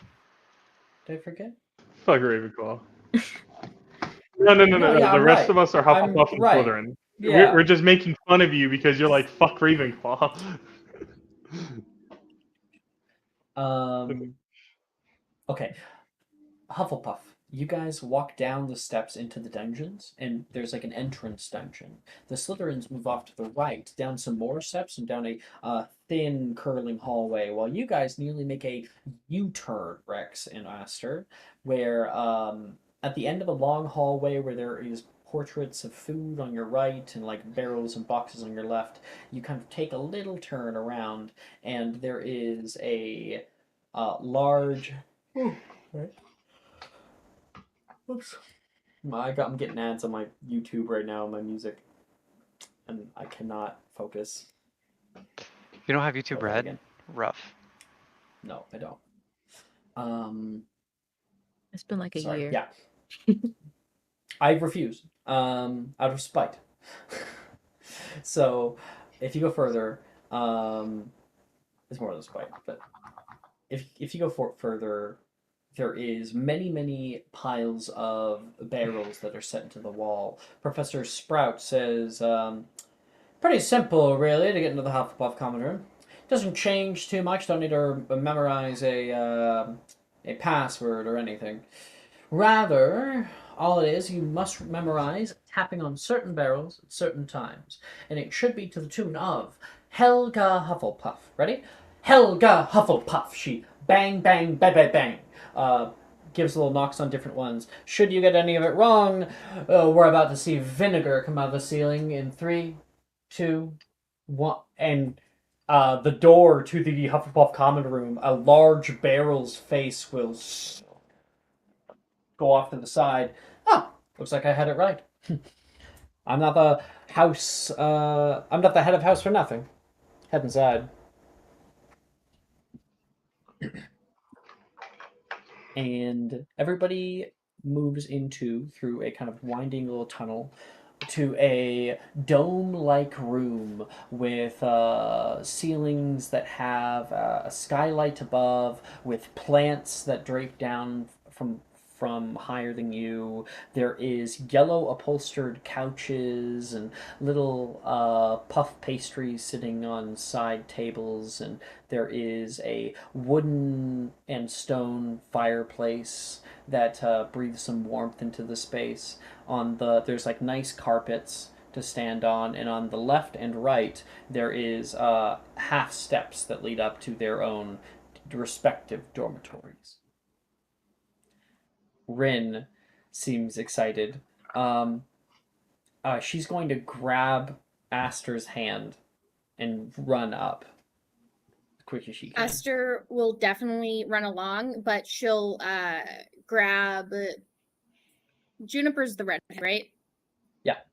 Yeah, she'll grab Juniper's hand, and they all go up. Hey! And she kind of just pulls you up. You're able to pull her up. We kind of make a chain. Macy's like, I'm getting in on it. She'll grab Juniper's hand. What are you doing? Juniper was not ready for it. And all the girls run up. Rex, you enter into your dormitory, and Aster, you enter into yours.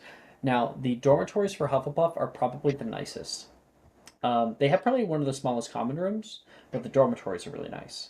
They are elliptical. They have, actually they're not elliptical, they're like full circles, because there's a main circular area, probably for activities, there's like a table nearby, and then all around there are these circular doorways that have curtains in them, and when you pull past the curtains, Bryn's like, "This is so cool!" You get your own like larger than average twin size bed. You get your own desk, and a dresser as well, and the beds are the comfiest in all of Hogwarts. Nice. So you can Allegedly. Bryn will like, woo! And jump onto it. Not allegedly, just because you can't get in the Hufflepuff dormitory. Allegedly. Oh, of course. It's just what Alex wants. Yeah, Rex is going to block Wilford from getting inside. What, you're like putting yourself over the door? Yeah. If you do that and you're like, you're not getting past, Wilfred wicks you in the balls. Ooh. He walks past. Metamorph. Kidding. Metamorph, pull him inside. I wish. If he saw it, he would have shrunk to where he hits him in the chest. I mean, obviously he's like going quick, right? To try to get you out of the way. Now, I will say I'll allow you to make an acrobatics check for just being quick with your body. Oh, can it be athletics? I'm not going to survive acrobatics. It's about quick. Because this is a attack. It's going to hurt. An 8? An 8, yeah. Oh! And he's like, nice try. He'll give you like a little pat on the shoulder and walk past you. Take 3 damage. Morgan will walk up and he will go, I mean, he won't actually do it, but he'll like, buddy. Come on, let's go inside. What the fuck are you guys doing? No one says. Walking up. Don't worry about anything. Okay. Lastly, we have Slytherin House. Two of you descend into the dungeons below, and down the long snaking hallway. And when I say snaking, it is because there is tile on the ground that shows a snaking snake. A Love it. Slithery little snaky snake that is imbued with like kind of like little brass mosaics. Sorry. Little snack. Slithery little snaky snake. How is it prepared? Gotta prepare for everything with Alex. Slughorn leads you guys halfway down the hallway and then stops at a just solid wall, and he says, here it is. It's very, very simple. The password changes semesterly. This semester it should be sugared butterfly wings. And you can see the mosaics begin to move on the floor around you, and they kind of push out toward that wall, and you can see the mosaics pull out of the ground and become physical, become a huge body of a boa constrictor that wreathes itself up until it is now an archway of snaking length, and what was once solid wall is now a open entryway to walk through. There we are. I never get used to that. In the best way possible. Go ahead. Feel free to see it for yourselves. I'll look around, kind of like grab a friend, essentially. Lame. No, I know. It's very nice. The Slytherin common room is very cozy. Little colder than probably other common rooms are. There are hovering globes of green light that bathe the area in a nice emerald hue. There is a sort of social pit that has black leather upholstered couches. Sleepy gave out 5 community sub gifts. That's awesome. Thank you. Sleepy had to Awesome. beat Onyx. Sleepy Awesome. had to get back the first gifter tier after seeing Onyx gifted 6. That's insane. Just so many gifts going out. Wow. Social pit, black leather upholstered couches next to a stone fireplace. Of course, just like every common room has. And on the far side of the room, there is an area with tall windows. And you're like, whoa, we're in the dungeons. How is there windows? Well, outside the windows, Taylor will walk over toward them, stare out. I feel like Blair probably will join her. Yeah, no, they're standing right next to each other. Yup. It does not look outside necessarily. It looks. Onyx just gave out 5 community sub gifts. I feel out of spite almost, but I am overjoyed. Thank you. Oh shit! I love Onyx. Holy cow! Oh fuck! Wow. I need to check the comments. I haven't been looking in the comments for a while. Sleep. ... I refuse to get upstaged by Onyx. Oh, angry face. Where was I? So yeah, it looks out not into necessarily outside, but into the Black Lake itself. You can see tall stalks of kind of slightly flowing kelp and little fish that come by the window and then kind of flutter away. I love it here.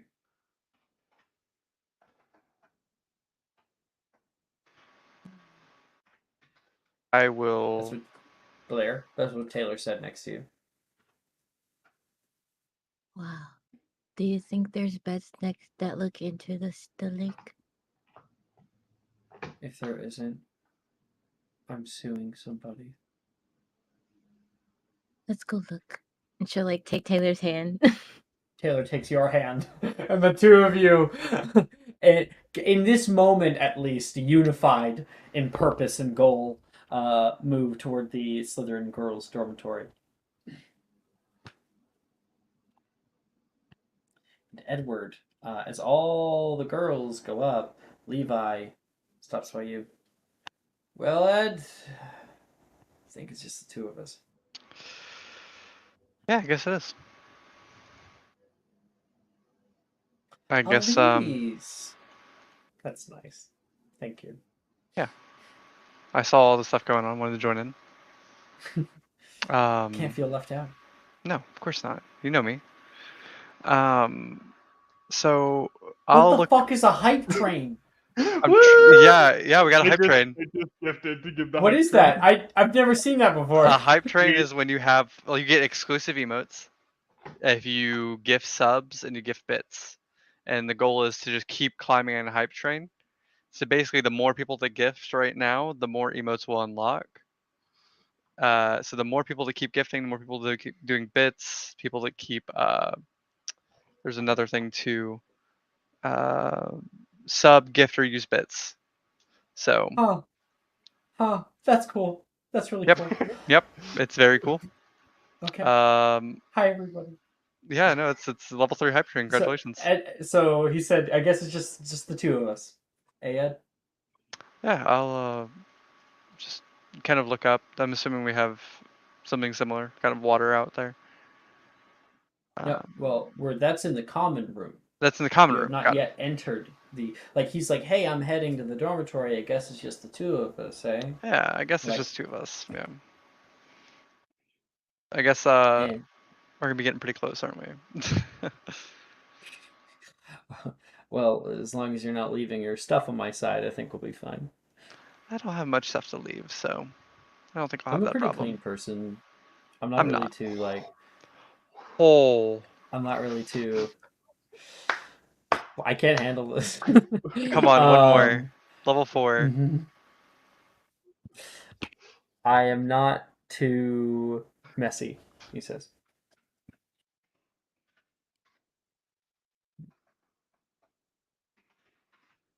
Okay.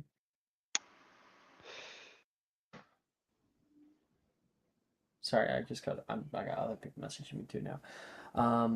And you guys enter into the dormitories, and up at the very, very top there, you enter into a sort of leaf-shaped room with beds that are aligned on one wall, and then like vanities on the other. And there is like little paper partitions in between beds. For Edward and Levi, there's only 2 beds. For Bitwin, you got what, 1, 2, 3, 4, 5? If I There's counted 4 right? of us. Is there only 4? Yeah. Gemma, Arnesia, Taylor, Bitwin. Taylor, Bitwin. I totally miscounted. Okay. Yeah, there's 4 full beds that take over nearly the entire room, and there is on one side a big circular window that also looks out into the Black Lake. Some of the glass is stained lightly, but still you can see through it. Yeah, she's gonna like pull Taylor over to the beds on that side, and she's like just gonna stare at Gemma if she like thinks about it. Don't come near me. And you and Taylor can get situated, and Edward can start getting his stuff out, and Levi's like, oh, they packed. Oh, that's nice. My mom packed cookies. Oh, that's nice of her. I haven't. I'll look at my bag. See if I was packed anything. Absolutely nothing. Just your regular clothes. Oh, I got my normal stuff. That's nice. And sleep comes to all of you. And I think as you all lay there in your beds, softly trying to get to sleep, trying to kind of quell down the excitement of being able to do something that for many of you have only dreamed about for so long, seeing your parents done magic or even had little chaotic episodes of your own. Now to be able to properly harness that, you're coming into part of who you are. And that we will get to experience next time on Magic Mysterium. Let's go! That was so much fun. Thank you, everybody, especially you guys in chat. That's so cool. I've never seen a hype train before. So much fun. It hit level 4. It hit level 4. Congratulations. It did. It hit level 4. Get the notification you unlocked for it. You'll unlock a ton of emotes for it. Yeah. That's awesome. Gotta get on that now, I guess. Where's my... But thank you guys so much for watching, and thank you guys so much for playing. And there's no Thursday night game tonight, as I have a doctor's appointment, but past that, we'll be right back for Friday night. I hope Saturday night happens this week. That was a letdown last week. I was so sad. Guess we'll see. Things happen. We'll see. You know, we have things come up. But it was amazing, Alex. Thank you so much for the game. Okay. It was on great the being here. There. Bye, stream. Thanks, guys. Bye, stream. Bye, stream. Thank you, Sleepy. Thank you, Onyx. Thank you, Sleepy. And everyone else.